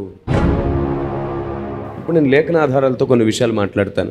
రీసెంట్గా కొందరు సేవకులతో మాట్లాడినప్పుడు వాళ్ళు అన్నారు, శాంసన్ ఫెయిల్యూర్ లీడర్, అతను సక్సెస్ఫుల్ లీడర్ ఏం కాదు. నేను అన్నాను, ఓకే కాదని నేనేం చెప్పట్లేదు. మరి శాంసన్కి మీరు సపోర్ట్ చేయడం మాకు నచ్చలేదు అన్న. నేను అన్నాను, శాంసన్కి సపోర్ట్ చేయడం కాదు, ఒక సిస్టమ్ని క్రైస్తవ సమాజంలో సరిగ్గా నిర్మించడానికి ప్రయాసపడుతున్నాను నేను. పూర్తిగా తెలుసుకోకుండా మాట్లాడేస్తున్నాం మనం. అంతెందుకు, 10 మంది కన్యకలు 5 పడుకున్నారు, 5 మెలకుగా ఉన్నారని ఎన్ని సంఘాలు నమ్మట్లేదు? సండే స్కూల్ పిల్లలకి చెప్పట్లేదా? చెప్తున్నారా లేదా? మరి లేఖనంలో ఏముంది? అందరూ కునికి నిద్రించిరి అని ఉంది. 5 పడుకున్నందుకు విడవబడ్డారని లేనే లేదు. మరి నమ్మేవారు నమ్ముతున్నారుగా. ఇలాంటిదే అది కూడా. శాంసన్ అలా చిత్రీకరించారు. ఈ పెద్ద ఆయన ఏమంటారంటే, కొందరు ఉంటారు కదా ఇంత పెద్ద పెద్ద వ్యాసాలు రాసేవాళ్ళు, ఇప్పటికీ గుండె నిండా వేదనతో ఉంది. ఏమిటంటే, వయసు పెరిగింది కానీ బుద్ధి ఎందుకు చిన్నగా అయింది. వారు చెయ్యలేని పని చేసే వాళ్ళని అవమానిస్తున్నారు. వారు చెయ్యలేని పనిని వారు ఆపుతున్నారు. వారు చేయలేని పనిని ఎన్ని వందల వేల ఆత్మలకు సువార్త చెప్పి రక్షణలోనికి నడిపించే వాళ్ళని అడ్డగిస్తున్నారు వీళ్ళు సోషల్ మీడియా ప్లాట్ఫామ్ని వాడుకొని. క్రైస్తవ వ్యతిరేకులకు ఇంకా బలాన్ని చేకూరుస్తున్నారు, పోరాడే వాళ్ళని చల్లార్చి. వాళ్ళకి తెలియని విషయాలు కూడా వీళ్ళ అందిస్తున్నట్టుగా అయిపోతుంది సార్. అందుకే అన్న అంతర్యుద్ధం. ఎస్, అదే ప్రభు అన్నారు కదా, ఒక రాజ్యం తమకు తామే విరోధమైతే అది నిలవదు. శాంసన్ గురించి మనం కొన్ని వచనాలు చూద్దాం, ఓకేనా? శాంసన్ గురించి కొన్ని సంగతులు నేర్చుకుందాం. ఫస్ట్ ఆఫ్ ఆల్ ఇష్యూ ఏంటంటే శాంసన్ ఒక అన్య స్త్రీని వివాహం చేసుకోవడమే తప్పు. ఇది క్రైస్తవ సమాజం భావన. ఓకే, నేనేమంటానంటే అసలు శాంసన్ని అలా అన్య స్త్రీ వివాహము చేసుకునేటట్లు, అన్య స్త్రీని ప్రేమించేటట్లు ప్రేరేపించింది దేవుడు. ఈ మాట చెప్పినప్పుడు ఒక సేవకుడైతే ఆశ్చర్యపోయారు. అయ్యో, ఆ మాట నేను వినలేకపోతున్నాను, ఏంటి అంత పెద్ద మాట అన్నారు కిరణ్ పాల్ గారు అంటే, లేదండి బైబిల్లో ఉన్న విషయమే చెప్తున్నాను నేను, చూడండి బైబిల్లో ఉంది అని చెప్పాను. దేవుడు రాజవ్యూహం గలవాడు. ఆయన ఎప్పుడు తల్లిలాగా తండ్రిలాగా మాత్రమే కాదు, ఆయన రాజులకు రాజు. ఆయన వ్యూహాన్ని కూడా రచిస్తాడు. హైందవ సహోదరుడు కూడా దేవుని లీలలు అంటారు. అలా ఎందుకు జరిగిందండి, ఇలా ఎందుకు జరిగిందని వాళ్ళని నిలదీస్తే, అరే అది దేవుని లీల, దేవుడు న్యాయం చేయడం కోసం అంత కఠినమైన నిర్ణయం తీసుకున్నాడు అని చెప్తుంటారు. అంతమంది హతమార్చబడ్డారు కదండి అంటే, ధర్మం గెలవడం కోసమే అంతమందిని హతమార్చారని వాళ్ళు కూడా చెప్తారు. ఎవరు కాదనలేని విషయాలు ఇవి. దేవునికి ఉన్నటువంటి స్వభావాలు జగత్తు మొత్తం ఒప్పుకోదగిన సంగతులు. దేవునికి రాజవ్యూహం ఉంటుంది. మీరు చూడండి, న్యాయాధిపతుల గ్రంథం 14వ అధ్యాయం 3-4 వచనాలు చదువుకుందాం. వారు నీ స్వజనుల కుమార్తెల్లోనే గాని నా జనుల్లోనే గాని స్త్రీ లేదనుకుని సున్నతి పొందని ఫిలిష్తీయుల నుండి కన్యను తెచ్చుకున్నటకు వెలుచున్నావా ఏమని అడుగుతున్నారు? ఇప్పుడు ఈ వచనంలో ఏమని అడుగుతున్నాడు?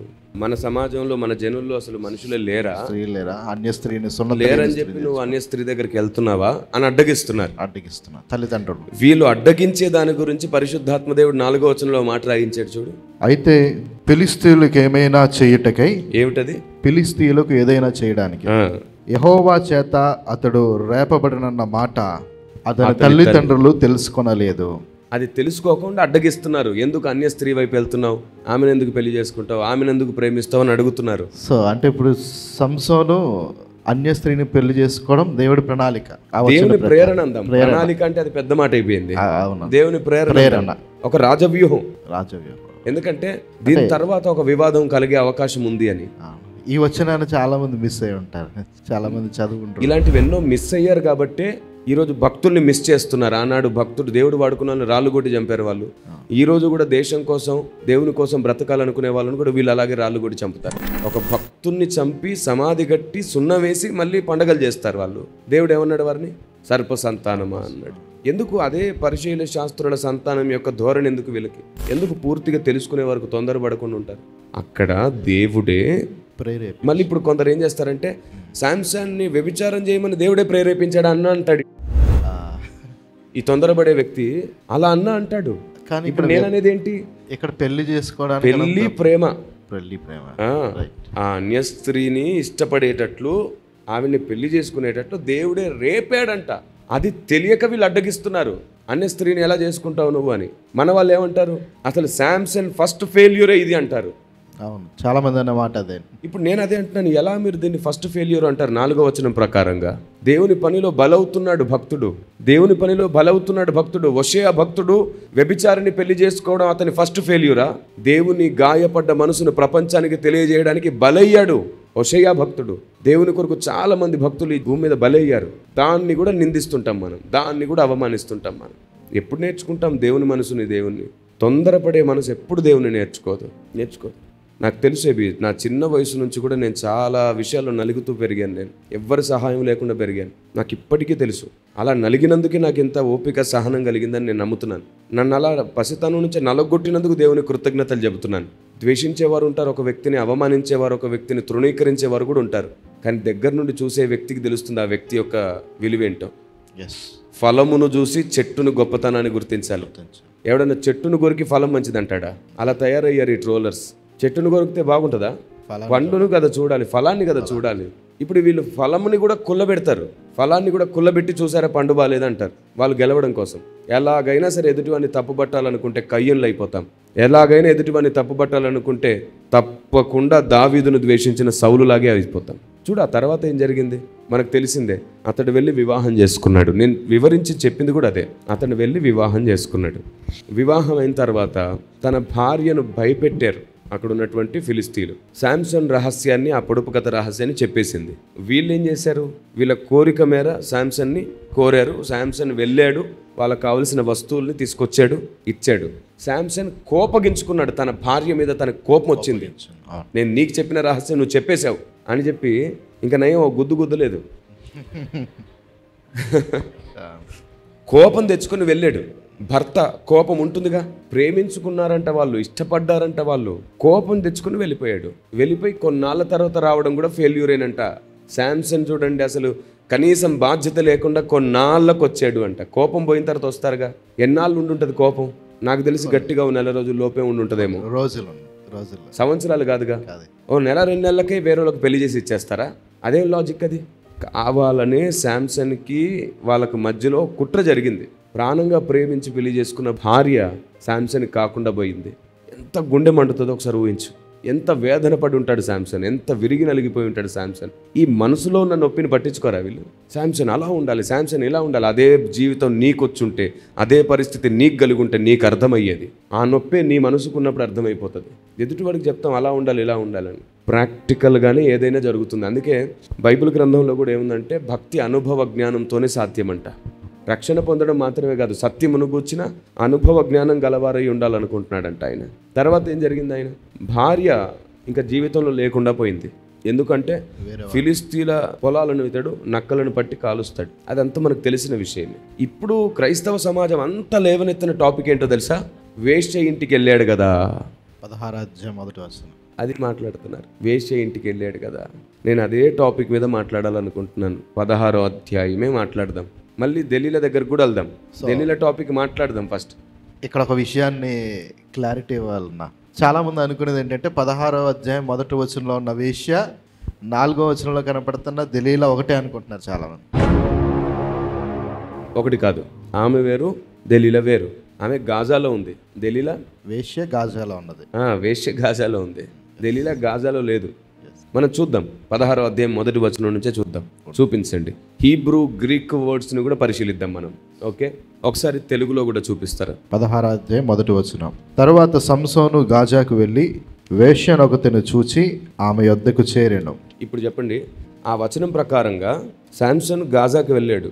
హెబ్రోన్ నుండి గాజాకు వెళ్ళడానికి దాదాపుగా 50 నుండి 70 కిలోమీటర్లు, అంటే 40 మైళ్ళ దాదాపుగా, అంటే 70 కిలోమీటర్లు, 40 మైళ్ళు, 70 కిలోమీటర్లు వేసుకోవచ్చు. అక్కడి నుండి అంత దూరం నడుచుకుంటూ వెళ్ళాడు గాజాకి. అలసిపోయి ఉంటాడుగా, సేద తీరాలి. మొత్తం ఎటు చూసినా శత్రు ప్రపంచం, ఎక్కడ నమ్మదగిన వాళ్ళు లేరు. ఏదైనా ఒక పట్టణములో నమ్మదగిన వారు లేకపోతే ఆనాడు వేశ్యల గృహాల్లో దాక్కునేవారు. అది లాజిక్. అది వేగుల వారు కూడా వెళ్ళింది అదే రీతిలోను. యెహోషువ గ్రంథంలో అదే కదా ఉంది. వాళ్ళు ఎందుకు వేశ్య ఇంట్లోకి వెళ్ళారు? వేశ్యతో పాపం చేయడానిక? వేగు చూడడానికి వెళ్ళారు. ఎక్కడ దాక్కోవడానికి అవకాశం లేదు, అక్కడే దాక్కోవాలి. ఎందుకంటే వేశ్య దగ్గరికి ఎవరైనా వస్తుంటారు, పోతుంటారు, పెద్ద పట్టింపులు ఉండవు. కానీ వేరే ఎవరింటికైనా ఎవరైనా వచ్చుంటే పక్కింటి వారు కూడా పట్టించుకుంటారు. అక్కడ శాంసన్కి ప్రొటెక్షన్ కావాలి, రెస్ట్ కావాలి. చాలా దూరం నుంచి వచ్చాడు. అందుకే తను ఇక్కడ వేస్ట్ ఎక్కడైనా ఉందా అని కనుగొని తనతో పాటు వాళ్ళ ఇంట్లోకి వెళ్ళాడు. అక్కడ ఇంగ్లీష్లో కూడా చదవండి. ఆ గృహంలోనికి వెళ్ళడానికి గల కారణం ఏమై ఉండొచ్చు అంటే, శత్రువుల నుండి తనను తాను ప్రొటెక్ట్ చేసుకుని కొంత విశ్రాంతి తీసుకుందామని మాత్రమే వెళ్ళాడు. బైబుల్ చెప్పిందా డైరెక్ట్గా ఆ మాట? కమాన్, ఒకసారి ఇంగ్లీష్లో కూడా చదువుదాం. Judges chapter 16 verse 1. Now Samson went to Gaza and saw a harlot there and went in to her. ఆమెతో పాటు లోపలికి వెళ్ళాడు, ఆ ఇంట్లోకి వెళ్ళాడు. అక్కడ ఎక్కడ కూడా అలాంటి ప్రస్తావన లేదు. హీబ్రూలో కూడా చూడండి, గ్రీక్లో కూడా చూడండి. తర్వాత మనం ఆ కింద వచనాల్లో చూస్తే అతడు మధ్యరాత్రే లేచాడు, మధ్యరాత్రి నిద్ర లేచాడు, పడుకున్నాడంటే అప్పటి వరకు రెస్ట్ తీసుకున్నాడు. ఆ వచనం కూడా చూడండి. సంసోను మధ్యరాత్రి వరకు పండుకొని మధ్యరాత్రి లేచి పట్టణపు తలుపులను వాటి 2 ద్వార స్తంభములను పట్టుకుని. చూడండి ఇక్కడ ఏమనుంది? సంసోను మధ్యరాత్రి వరకు పండుకొని అలసిపోయాడు. ఎంత బలవంతుడైతే మాత్రం అలసిపోడా? మధ్యరాత్రి వరకు పండుకున్నాడు. వీళ్ళు ఏమనుకుంటున్నారు? ఆమెతో తప్పు చేసే పడుకొని ఉన్నాడు అనుకుంటారు. అరే, నీకు అక్కడ ఎక్కడ రాసింది? శత్రువుల చేతుల్లోంచి తప్పించుకోవడానికి అన్నాడు. అది తప్పనిసరి వ్యూహం. అది కానీ తప్పు చేస్తుంటే దేవుడు ఖచ్చితంగా ప్రస్తావించేవాడు కదా. చూడండి 3వ వచనమే నేను ఇలా చదువుతాను. 3వ వచనంలో ఒకవేళ సంసోను మధ్యరాత్రి వరకు ఆమెతో పడుకొని అని రాయొచ్చుగా, రాయలేదే? పోనీ ఆమెతో ఉండి అని రాయొచ్చుగా. అట్లా చదివితే వచ్చిన భావమే మారిపోతుంది. మరి లేదు అట్లా లేదు. మొదటి వచనం కూడా చూడండి. తరువాత సాంసన్ గాజాకు వెళ్ళి వేశ్యనొకతను చూచి ఆమె యొద్ద చేరెను. ఆమెతో పోయెను కూడా కాదు, ఆమెతో ఆమె యొద్ద చేరాడు. వాళ్ళకి డబ్బులు కావాలి. ఎవరైతే ఏముంది, ఆరాలు తీరు, రెస్ట్ తీసుకోవడానికి అవకాశం ఉంటుంది. ఒకటే కండిషన్, ఎవరిని లోపలికి రానివ్వద్దు, నేను నిన్నేం డిస్టర్బ్ చేయను, నువ్వు నన్నేం డిస్టర్బ్ చేయొద్దని అగ్రిమెంట్ ఉంటే ఏం చేస్తారు? ఇక్కడ శాంసన్ వ్యభిచారం చేశాడనే ప్రస్తావన ఈ ఏరియాలో నాకు చూపించమని చెప్పండి. తాటి చెట్టు కింద కూర్చొని పాలు తాగితే ఎవరైనా కళ్ళని అనుకుంటారు, కానీ పాలని ఎలా అనుకుంటారు? ఈ లాజిక్ పెడతారా భక్తుల జీవితాలకి? ఇలాగే ఫేస్బుక్లో ఇంత పెద్ద పెద్ద శీర్షికలు రాస్తున్నటువంటి పిహెచ్డి జ్ఞానులే, ఇంత పెద్ద వాళ్ళు వయసు పెరిగిన వాళ్ళు ప్రసంగాలు చేసేటప్పుడు రెబికా పక్షపాతం కలిగిన స్త్రీ అని చేశారు. వీళ్ళే చిన్న కొడుకును ఒకలాగా పెద్ద కొడుకును ఒకలాగా చేశారు. నేను విన్నాను. ఈ సమాజం పట్ల ఇంత మహా విశాల దృక్పథం కలిగిన, బాధ్యత కలిగిన, సోషల్ మీడియాని వేదిక చేసుకుని ఇంతమందిని అవమానిస్తూ నిందిస్తూ ఈ మహానుభావుడు చెప్పడం నేను కూడా విన్నాను కొన్నిసార్లు. ఇప్పుడు నేనంటాను, అసలు రెబికా పక్షపాతం కలిగిన స్త్రీయే కాదు, యాకోబును ఒకలాగా ఏసావును ఒకలాగా ప్రేమించడం కానే కాదు. దేవుడు చెప్పింది చేసింది ఆవిడ, అంతే. పెద్దవాడు చిన్నవానికి దాసుడు అవుతాడు అని ఆమెతో చెప్పబడింది. అందుకు ఏం చేయాలో ఆమె అదే చేసింది. యాకోబును మోసగాడని చెప్పారు, యాకోబు మోసగాడని పాటలు పాడారు. నేను దానికి నిరూపణ చెప్పాను. యాకోబు ఎవరిని మోసం చేశాడు? యాకోబే మోసపోయాడు అందరి ద్వారా. ఏసావును మోసం చేశాడా? ఏసావు ఇష్టంగా కదా ఇచ్చాడు జ్యేష్ఠత్వాన్ని, నాకు కూర కావాలని. అది మోసమా? అడిగి మరీ తీసుకున్నాడు కదా, అదిలి బదిలి, కరెక్ట్ వర్డ్. ఆ తర్వాత నాన్న దగ్గరికి వెళ్ళి అబద్ధం ఆడాడు అని అంటున్నారు. ఎవరు చెప్తే? వాళ్ళ అమ్మగారు ఏమన్నారు? అమ్మ నేను వెళ్తే అది శాపమే కానీ ఇంకోటి కాదు, నన్ను గుర్తుపట్టాడంటే నేను వెళ్ళను అని అన్నాడు. సునాయసంగా అబద్ధం ఆడతాడంటే యాకోబు. ఎవరు చెప్పారు? ఎక్కడి నుంచి వచ్చింది ఆ థియరీ? అబద్ధం ఆడడానికి కూడా భయపడే స్వభావం గలవాడు యాకోబు అని అక్కడ కనబడుతుంది. సాధు స్వభావి యాకోబు. అమ్మ చెప్పింది, ఇది దేవుని చిత్తం నాన్న, శాపం నా మీదకి వచ్చినా పర్లేదు, నువ్వు వెళ్ళని కఠిన కర్తవ్యం అదంతా కూడా. ఎందుకు అక్షరార్థంగా చూస్తుంది క్రైస్తవ్యం? చాలా వ్యూహాత్మకంగా జరిగిన పనది. తల్లి చెబితే వెళ్ళి అక్కడ నిలబడ్డాడు యాకోబు ఏసావులాగా. మరి ఆయన మాత్రం మోసపోయాడా? స్వరం చూస్తే యాకోబు, తడిమి చూస్తే ఏసావు. ఇలా దగ్గరికి రా అని చెప్పి వాసన చూసి ముద్దు పెట్టుకొని, నా కుమారుని ఆ సువాసన యెహోవా దీవించిన చేని సువాసన వలె ఉన్నది, దేవుడే దీవించగా నేనెవరిని కాదనడానికి అని దీవించాడు. అరే, దేవుడు దీవించిన వారిని నేను దీవించాలని తను అనుకునేటట్లు చేసింది ఎవరు? పరిశుద్ధాత్మ దేవుడు. యాకోబుకు ఆశీర్వాదాలు వచ్చేటట్టు చేసింది ఎవరు? పరిశుద్ధాత్మ దేవుడు. అంటే పరిశుద్ధాత్మ దేవుడు మోసం చేశాడా వాళ్ళందరినీ? తర్వాత ఎవరిని మోసం? మామను మోసం చేశాడా? మామ కదా పలుమార్లు మోసం చేసింది, 10 సార్లు జీతం మార్చింది. మామను మోసం చేయలేదు. ఆ మంద విషయంలో స్వప్నమందు దేవదూత దర్శనమిచ్చి ఏం చేయమంటే యాకోబు అదే చేశాడు. అలా వచ్చిన స్వాస్థ్యం యాకోబుకు. అది భార్య విషయంలోనే మోసపోయాడు. మరి వెళ్ళిపోయేటప్పుడు కూడా నువ్వు చెబితే నేనే పంపించావని అంటే, నువ్వు పంపావని నాకు తెలుసు, నా భార్య పిల్లలు కూడా లాగేసుకుని నన్ను ఒంటరి చేస్తావని నాకు తెలుసు, నీ క్రూరత్వం నాకు తెలుసు మామా, రాత్రి నన్ను చంపాలని కూడా చూసావు, దేవుడు నీకు అడ్డుపడ్డాడు కాబట్టి, బుద్ధి చెప్పాడు కాబట్టి అలా ఉన్నావని కూడా అన్నాడు యాకోబు. యాకోబు మోసం చేయలేదు, మోసగాళ్ళ ద్వారా మోసపరచబడి వ్యూహంగా గెలిచాడు. మోసగాళ్ళకు మోసగాడనే టైటిల్ యాకోబుకు తప్పది. యాకోబు ఎవరిని మోసం చేయలేదు. రెబికా కూడా ఎప్పుడు పక్షపాతంగా నడుచుకోలేదు. దేవుని చిత్తం జరిగితే చాలు, నా పెద్ద కొడుకు అన్యాయం జరుగుతుందని ఆలోచించాలా, నా దేవునికి న్యాయం జరుగుతుంది అనుకున్నది. లోతు భార్య విషయంలో కూడా ఇలాగే చేశారు. ఆమెను అవిధేయురాలు, లోకంలో ఉన్నటువంటి వాటి మీద ఇష్టం కలిగిన స్త్రీ, బంగారం మీద మక్కువ, ఆమె మీద ఇన్ని నిందలేశారు. లోతు భార్య, నేను ఛాలెంజ్ చేస్తున్నాను, ఈ నిందలేస్తున్న మహాభక్తులు వాళ్ళ పిల్లల్ని పెంచి చూపించమనండి. లోతు భార్య తన 2 పిల్లల్ని ఏ పురుషుడు నేరకుండా పెంచిందంట. ఎక్కడ? సొదొమ గొమొర్రా లాంటి భయంకరమైన పట్టణంలో. 2 కాదు, 1 పెంచమనండి. ఈ కాలంలో సొదొమ గొమొర్రాలో పెంచింది ఆవిడ. 2 మాత్రమే కాదు, మిగతా కొందరు పిల్లల్ని కూడా ప్రొటెక్ట్ చేసే శక్తి గల స్త్రీ ఆవిడ. లోతు భార్య తనతో ఉన్న చాలా మందిని భయభక్తులతో ఉండేటట్టు చేశారు. అందుకే కదా ఒక మంచి 2 అల్లులు దొరికారు. ఎవరైనా వ్యభిచారులకు కూతుర్లను ఇస్తారా? అల్లులు కూడా మంచి వాళ్ళే.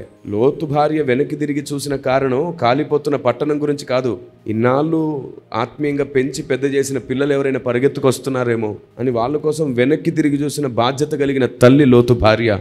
ఇలా ఎందుకు పాజిటివ్గా ఆలోచించరు? అంటే ఉప్పు స్తంభంగా మారింది కాబట్టి అది శాపం కింద భావిస్తుంది. నియమం, అది నియమం ప్రకారం. ఎందుకంటే చూడొద్దంటే చూడొద్దంతే. అంతే. ఇప్పుడు ఉజ్జా ఉన్నాడు, చేసిన తప్పేంటి?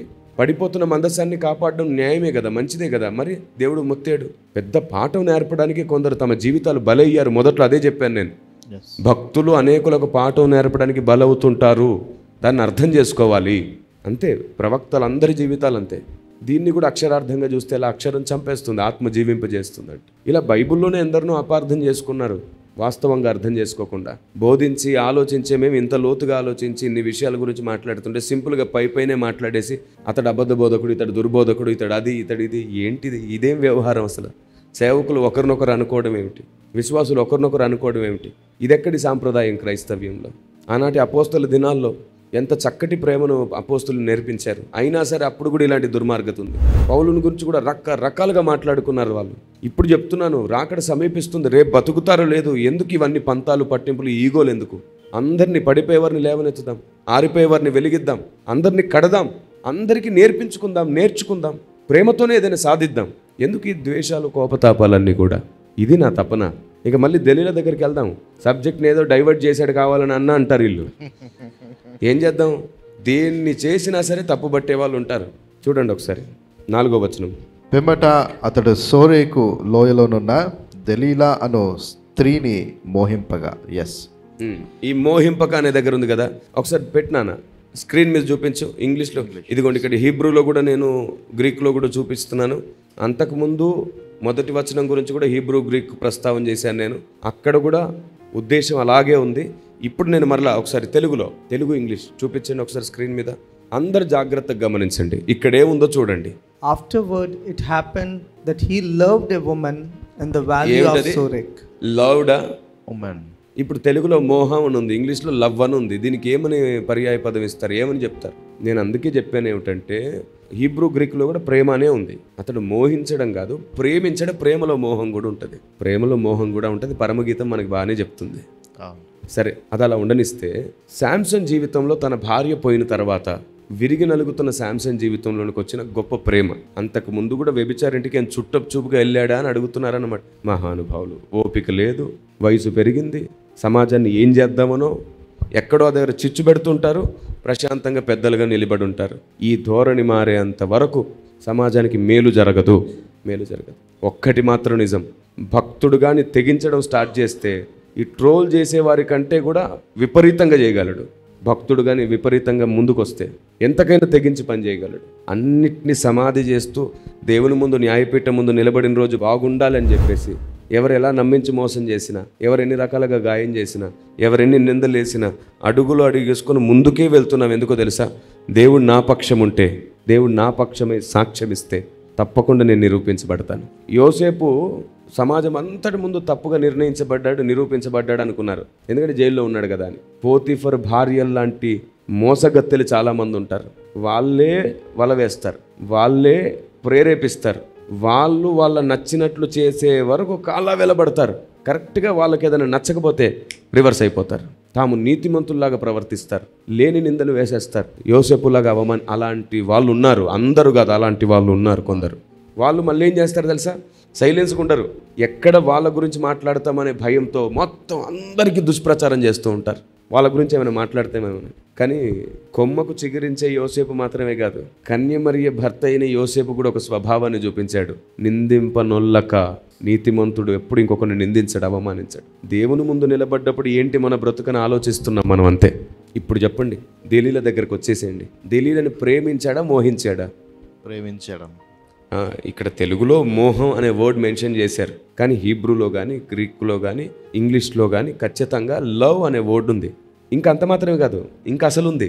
అదే 16వ అధ్యాయం ఇంకొంచెం ముందుకు రండి, మీకు ఇంకొన్ని విషయాలు చూపిస్తాను.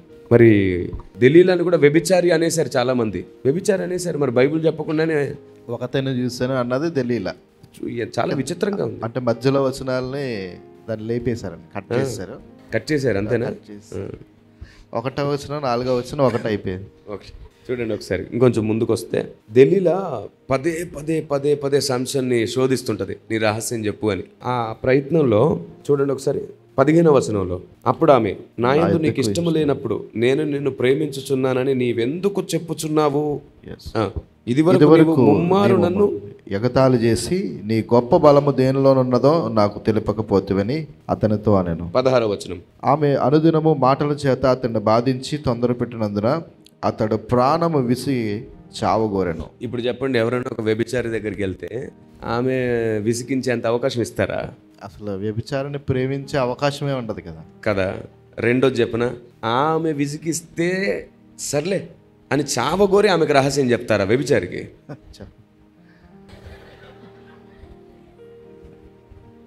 ఇదెక్కడి గ్రహాంతరవాసి సిద్ధాంతం? ఒక వ్యక్తిని మనం ప్రాణంగా ప్రేమిస్తేనే ఆ వ్యక్తికి మన రహస్యం చెప్పడానికి ఇష్టపడతాం, వాళ్ళకి ఎక్కువ చనువిస్తాం, వాళ్ళు మనతో పోట్లాడేంత చనువిస్తాం, విసిగించేంత చనువిస్తాం. ఎప్పుడంటే ప్రేమించినప్పుడే. ఏమంటారు మీరు? ఎవరైనా మనల్ని విసిగిస్తున్నారంటే వాళ్ళకి మనం అంత చనువిచ్చామంటే దాని అర్థం ఏంటి? ప్రేమ. కానీ వీళ్ళు అర్థం చేసుకుంది ఏంటంటే వేశ్యకి ఐ లవ్ యూ చెప్పాడు అనుకుంటున్నారు.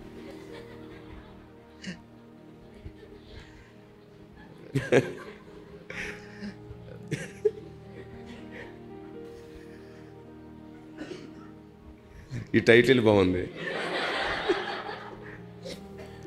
సో ఈ వచనాన్ని బట్టి చూసినా సరే శాంసన్ ఆమెని ప్రాణంగా ప్రేమిస్తున్నాడు, ప్రేమలో ఉన్నాడు. ఏమో కొన్నాళ్ళు ఉంటే వివాహం కూడా చేసుకునేవాడేమో, అమ్మా నాన్న నొప్పించుకొని. ప్రేమలో ఉన్నాడు. మళ్ళీ వివాహం చేసుకునే అంత ఖాళీ లేదు, ఎందుకంటే అంత శత్రువులు తరుముతున్నారు, యుద్ధ వాతావరణం ఉంది. మరలా వివాహం వైపు వెళ్ళే అంత టైం కూడా లేదేమో. ఒక డిక్లరేషన్ మాత్రమే కాదు, ఒక సాఫ్ట్ కార్నర్ కూడా ముందు పెడుతున్నాను నేను. నిజంగా వాళ్ళు ప్రేమికులు, ప్రేమించుకున్నారు. భార్య లేదుగా ఇప్పుడు తన జీవితంలో, కాబట్టి ఆమెను ప్రేమిస్తున్నాడు. ఆమె ఏమో మోసం చేసింది. శాంసన్ చేసిన పెద్ద తప్పు ఏదన్నా ఉంటే, దేవుడు అతన్ని నమ్మి అతనికి అంత బలాన్ని ఇస్తే ఫిలిస్తీన్లను లేకుండా చేసి ఇశ్రాయేల్ని విడిపించడానికి దేవుడు అంతగా నమ్మితే ఆమె విసిగించినందుచేత ఆమె ప్రేమలో పడిపోయి ఇది చెప్పేశాడు కదా రహస్యం, అది మాత్రమే సంసోన్ చేసిన పెద్ద తప్పు. అందుకు శాంసన్ ఫెయిల్యూర్ లీడర్. క్యారెక్టర్ని ఎందుకండి బ్యాడ్ చేస్తారు? సందర్భాన్ని చూడండి, అతని తప్పునే గమనించండి. మనిషినే తప్పు అంటారేంటి? నా ప్రభు వ్యభిచారినే అమ్మ అని పిలిచాడు, వ్యభిచారనలా. వీళ్ళు అసలు ఆధారాలు లేకుండానే ఈయనను వ్యభిచారనేస్తున్నారు. ఇప్పుడు ఇంత చెప్పినా బుర్రకెక్కని వాళ్ళు చాలామంది ఉంటారు. ఎంత చెప్పినా, ఎంత ప్రేమగా చెప్పినా, ఎంత బాగా చెప్పినా, ఎంత భారంతో చెప్పినా. ఇప్పుడు ప్రవీణ్ కుమార్ గారు లాంటి కన్నీటి ప్రార్థన యోధుడైన స్వస్థతల విషయంలోనో ప్రవచనాల విషయంలోనో ఏదైనా డిస్టర్బెన్సెస్ ఉంటే దాని గురించి మాత్రమే మాట్లాడాలి. పర్సనాలిటీ మీద ఎందుకు అటాక్ చేయడం? తప్పు కదా అది. అసలు ఈ వ్యక్తిత్వాన్ని తాకట్టు పెడుతున్న సాంప్రదాయాన్ని ఎప్పుడు మానుతుంది క్రైస్తవ్యం? పెద్దలందరూ ఏం చేస్తున్నారు? ఎందుకని విభేదించట్లేదు? ప్రేమతోనే కదా నా ప్రభు ఈ లోకాన్ని గెలిచాడు. అదే ఆయుధంగా మనం ఎందుకు మార్చుకోకూడదు? ఎందుకని మిడిమిడి జ్ఞానంతో ఉన్నదాంతోనే మాట్లాడుకుని వెళ్ళిపోతున్నారు? నాకు చాలా విషయాలు తెలియదు, వాళ్ళకు చాలా విషయాలు తెలియదు. మెల్లిగా నేర్పించుకునేటట్టు ప్రేమ కలిగి ఉండొచ్చు కదా, అప్పుడు కదా ఉన్నతం జరుగుతుంది, గొప్పగా అవుతుంది. అసలు శాంసన్ని వ్యభిచారి అని చెప్పాలని వీళ్ళు ఎందుకు ట్రై చేస్తున్నారు? నేను మళ్ళీ చెప్తున్నాను, వ్యభిచారం చేయకూడదు. ఇకపోతే ఒక పెద్ద స్టేట్మెంట్ ఇస్తాను. అప్పటి కాలంలో ఉన్న రూల్స్ అండ్ రెగ్యులేషన్స్కి ఇప్పటి కాలంలో ఉన్న రూల్స్ అండ్ రెగ్యులేషన్స్కి చాలా డిఫరెన్స్ ఉంది. ఈ రూల్స్ అండ్ రెగ్యులేషన్స్తో శాంసన్ని తీర్పు తీర్చే అవకాశం లేదు. పాత నిబంధన కాలంలో ఉన్న రూల్స్ అండ్ రెగ్యులేషన్స్కి కొత్త నిబంధన కాలంలో ఉన్న రూల్స్ అండ్ రెగ్యులేషన్స్తో పొరపాటున చేయకూడదు. ఇప్పుడు ఇక్కడ మోహపు చూపుతో చూస్తే పాపం, కానీ అక్కడ లేదు అసలు ఆ ప్రస్తావన. ఆ ఆజ్ఞ లేదు వాళ్ళకి. ఆజ్ఞ లేనప్పుడు పాపం ఎలా ఉంది? రోమపత్రిక ఆ మాట చెప్పిందిగా మనకి. సో ఆజ్ఞ లేనప్పుడు పాపం కానప్పుడు దాని గురించి మాట్లాడుతున్నారు వీళ్ళు. క్రొత్త నిబంధనలో 1 కొరింథీయులకు రాసిన పత్రిక 6:16 ఉన్నట్టుగా వేశ్యతో కలుసుకున్నవాడు ఇద్దరు ఏక శరీరం అవుతారని మోషే చెప్పాడన్న వాక్యాన్ని వీళ్ళు శాంసన్కి ఆపాదించి, అసలు నేను అదే చెప్తున్నాను, శాంసన్ వేశ్య శరీరంతో కలవనే లేదు. వేశ్యని ఒకదాన్ని కనుగొని ఆమె దగ్గర చేరాడు. ఆ ఒక్క పాయింట్ క్లియర్, సమాజానికి క్లారిటీ. ఆమె దగ్గర చేరాడు. ఎందుకంటే నేను మళ్ళీ చెప్తున్నాను, మొత్తం చుట్టూ శత్రువులు ఉన్నారు, తనకు రెస్ట్ అవసరం, తను దాక్కోవడం అవసరం అక్కడ. అందుకని అక్కడ పడుకున్నాడని 3వ వచనంలో ఉందా? మధ్యరాత్రి లేచాడు. అప్పటిదాకా పడుకొని మధ్యరాత్రి లేచాడు. చెప్తున్నాను కదా, 70 కిలోమీటర్లు తన ప్రాంతానికి ఇక్కడికి ఎలా వచ్చాడు? నడుచుకుంటూనే రావచ్చు, అలసిపోయి ఉండొచ్చు, ఎవరిని నమ్మలేని పరిస్థితి, అందరు ఫిలిస్తీన్లే. అలాంటి చోట ఎక్కడైనా దాక్కునే ప్లేస్ ఉంటే అది వేశ్య ఇంట్లోనే. అందుకే కదా యెహోషువ కాలంలో కూడా వేశ్య ఇంట్లోనే దాక్కున్నారు, దొరకకుండా. అప్పుడు కూడా ఇన్ఫర్మేషన్ వచ్చింది వీళ్ళు అక్కడ దాక్కున్నారని. ఇక్కడ కూడా శాంసన్ దాక్కున్నాక ఇన్ఫర్మేషన్ వెళ్ళింది. ఎందుకంటే ఎవరో ఒకరు వస్తూ పోతూ ఉంటారు అక్కడికి. ఎక్కడైనా శాంసన్ చేశాడు అన్నట్టుందా? పోనీ వీళ్ళు ఏంటంటే దెలీలాతో పెళ్లి కాకుండానే అలా ఉండడం తప్పు కదా, వ్యభిచారం కదా. ఎస్, దాన్ని ఖండించు, కానీ ఇప్పుడున్న రూల్స్ అండ్ రెగ్యులేషన్స్తో ఖండించకు. మళ్ళీ ఇంకో దవడెముక పట్టుకొని వస్తాడు. ఖండించు, శాంసన్ చేసింది తప్పు, మనం ఎవరం అలాంటి తప్పు చేయకూడదు అని గద్దించండి. కానీ శాంసన్నే వ్యభిచారంటే, ఇప్పుడు వీళ్ళు ఈ మాట అంటున్నారు, వాళ్ళ తమ్ముళ్ళు ఎవరినో ప్రేమించి ఉంటారుగా, వాళ్ళ అన్నలు, వాళ్ళ చెల్లెళ్ళు, వాళ్ళ బంధువులు ఎవరినైనా ప్రేమించుంటారుగా. ప్రేమించడమే వ్యభిచారమా? అలాగైతే యాకోబు రాహేల్ని ప్రేమిస్తానే ఉన్నాడుగా. లేం చేసుకున్న తర్వాత కూడా రాహేల్ని చూసుకుంటూనే పనిచేస్తున్నాడు. అంటే మోహం చూపు. ఇలా వర్ణిద్దామా? ప్రేమను ఇది అది అని చెప్పడానికి సాధ్యం కాని వర్ణనాతీతమైన అద్భుతమైన అనుభవం ప్రేమ. కాబట్టి లేదు, అలాంటి తప్పు దృష్టితో చూడనే వద్దు.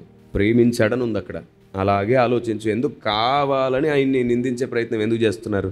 కావాలని ఆయన్ని తృణీకరించే ప్రయత్నం ఎందుకు చేస్తున్నారు? ఆయన క్యారెక్టర్ని బ్యాడ్ చేయాలని వీళ్ళకి ఎందుకు అంత ఇంట్రెస్ట్? కాబట్టి యావత్తు క్రైస్తవ సమాజాన్ని నేను బ్రతిమాలుకుంటున్నాను. మనం పుట్టకముందు చాలా విషయాల్లో పెద్దలు చెప్పారు. అలాగే 10 మంది కన్యకల విషయంలో కూడా 5గురు నిద్రపోయారని చెప్పారు. అలా లేదు బైబిల్లో, అది రాంగే. చాలా విషయాలు అలాంటిదే. ఇది కూడా అంతే. శాంసన్ పలాంచోట వ్యభిచారం చేశాడని ఎక్కడ ప్రస్తావించబడలా బైబిల్లో. కానీ ఈమెను వ్యభిచారి అని అంటున్నారు. ఎవరిని? దెలీలాని వ్యభిచారి అని అంటున్నారు. మరి అయితే వ్యభిచారినే పెళ్లి చేసుకున్న హోషేయ భక్తుడు వ్యభిచారేనా? ఇలా ఆలోచిస్తే ఎంత నా అనర్థం అది, ఎంత తప్పది. ఆ ప్రకారం అయితే యోధా కూడా వ్యభిచారం అవుతాయి. యూదా అసలు యూదా ప్లాన్డ్గానే వెళ్ళాడు కదా. ప్లాన్డ్గా అక్కడ కోడలు ఉందని తెలియదు కదా. మరి అప్పుడు దావీదుని వ్యభిచారన్నారు, యూదాని వ్యభిచారన్నారు, సొలొమోను ఎంతమందితో ఉన్నాడు ఆయన? వాళ్ళని వ్యభిచారన్నారు. అన్య స్త్రీలనే చేసుకున్నాడు, ఆయన్ని వ్యభిచారన్నారు. ఇలా వరుసపెట్టి ఇంకా మిగతా వాళ్ళని కూడా వ్యభిచారన్నాక అప్పుడు శాంసన్ని వ్యభిచారానండి. అది పాత నిబంధన కాలం ప్రస్తావన.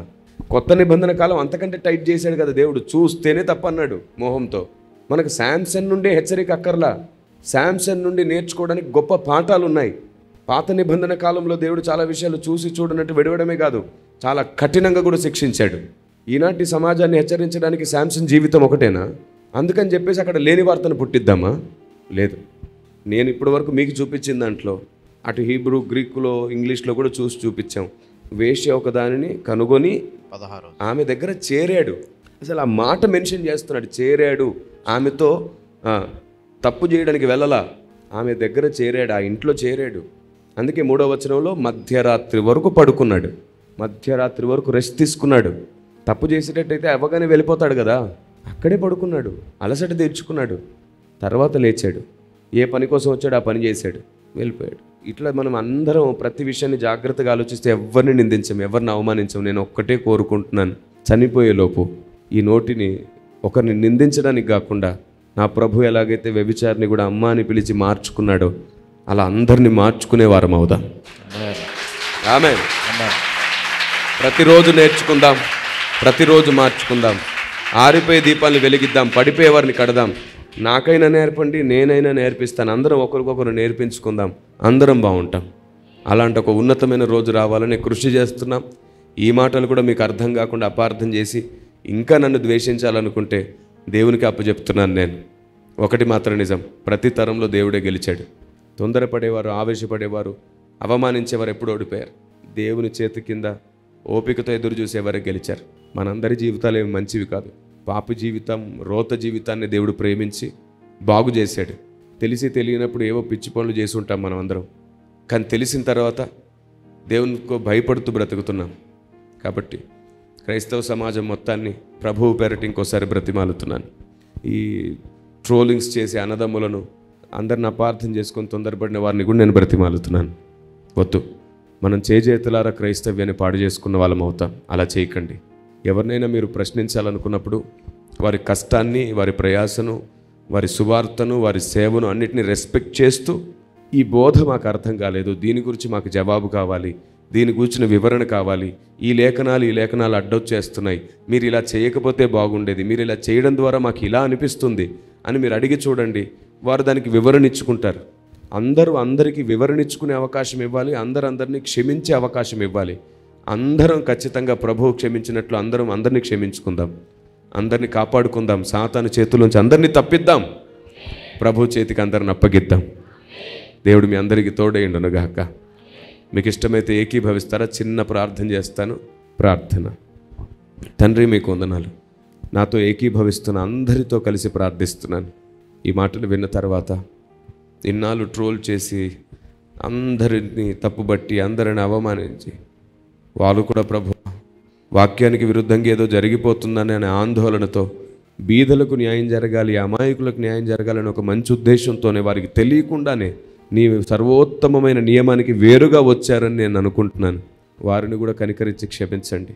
వారు మేము అందరం కలిసి నీ సంఘాన్ని, క్రైస్తవ సమాజాన్ని భారతదేశానికి అర్థమయ్యేటట్లు చేసే రోజు రావాలి. మాపై దయ చూపించమని యేసు శక్తిగల నామంలో ప్రార్థిస్తున్నాను తండ్రి. ఆమేన్. May God bless you. మీ ప్రశ్నలు ఏమైనా ఉంటే మర్యాదపూర్వకంగా అడగండి, తప్పకుండా తిరిగి దానికి కూడా సమాధానం ఇస్తాం. సేవకులు ఎవరైనా సరే కన్నీళ్లతో, కష్టాలతో, ఉపవాసాలతోనే బ్రతికి సేవ చేస్తున్నారు. అందరూ డబ్బు కోసమే పరిగెత్తేవారు లేరు. అప్పు చేసి కన్నీళ్లతో బ్రతికి సేవ చేస్తున్న వాళ్ళు కూడా ఉన్నారు. అందరినీ ఒక కట్టానే కట్టకండి. ఈరోజు పైకి ఎదిగి ఉన్నత స్థాయిలో ఉన్న వాళ్ళందరూ ఒకప్పుడు కింద నలిగిన వారే. దేవుడు హెచ్చిస్తే తప్ప ఎవరికీ స్థాయి రాదు. దేవుడు మీకు తోడేండును గాక. మే గాడ్ బ్లెస్ యూ.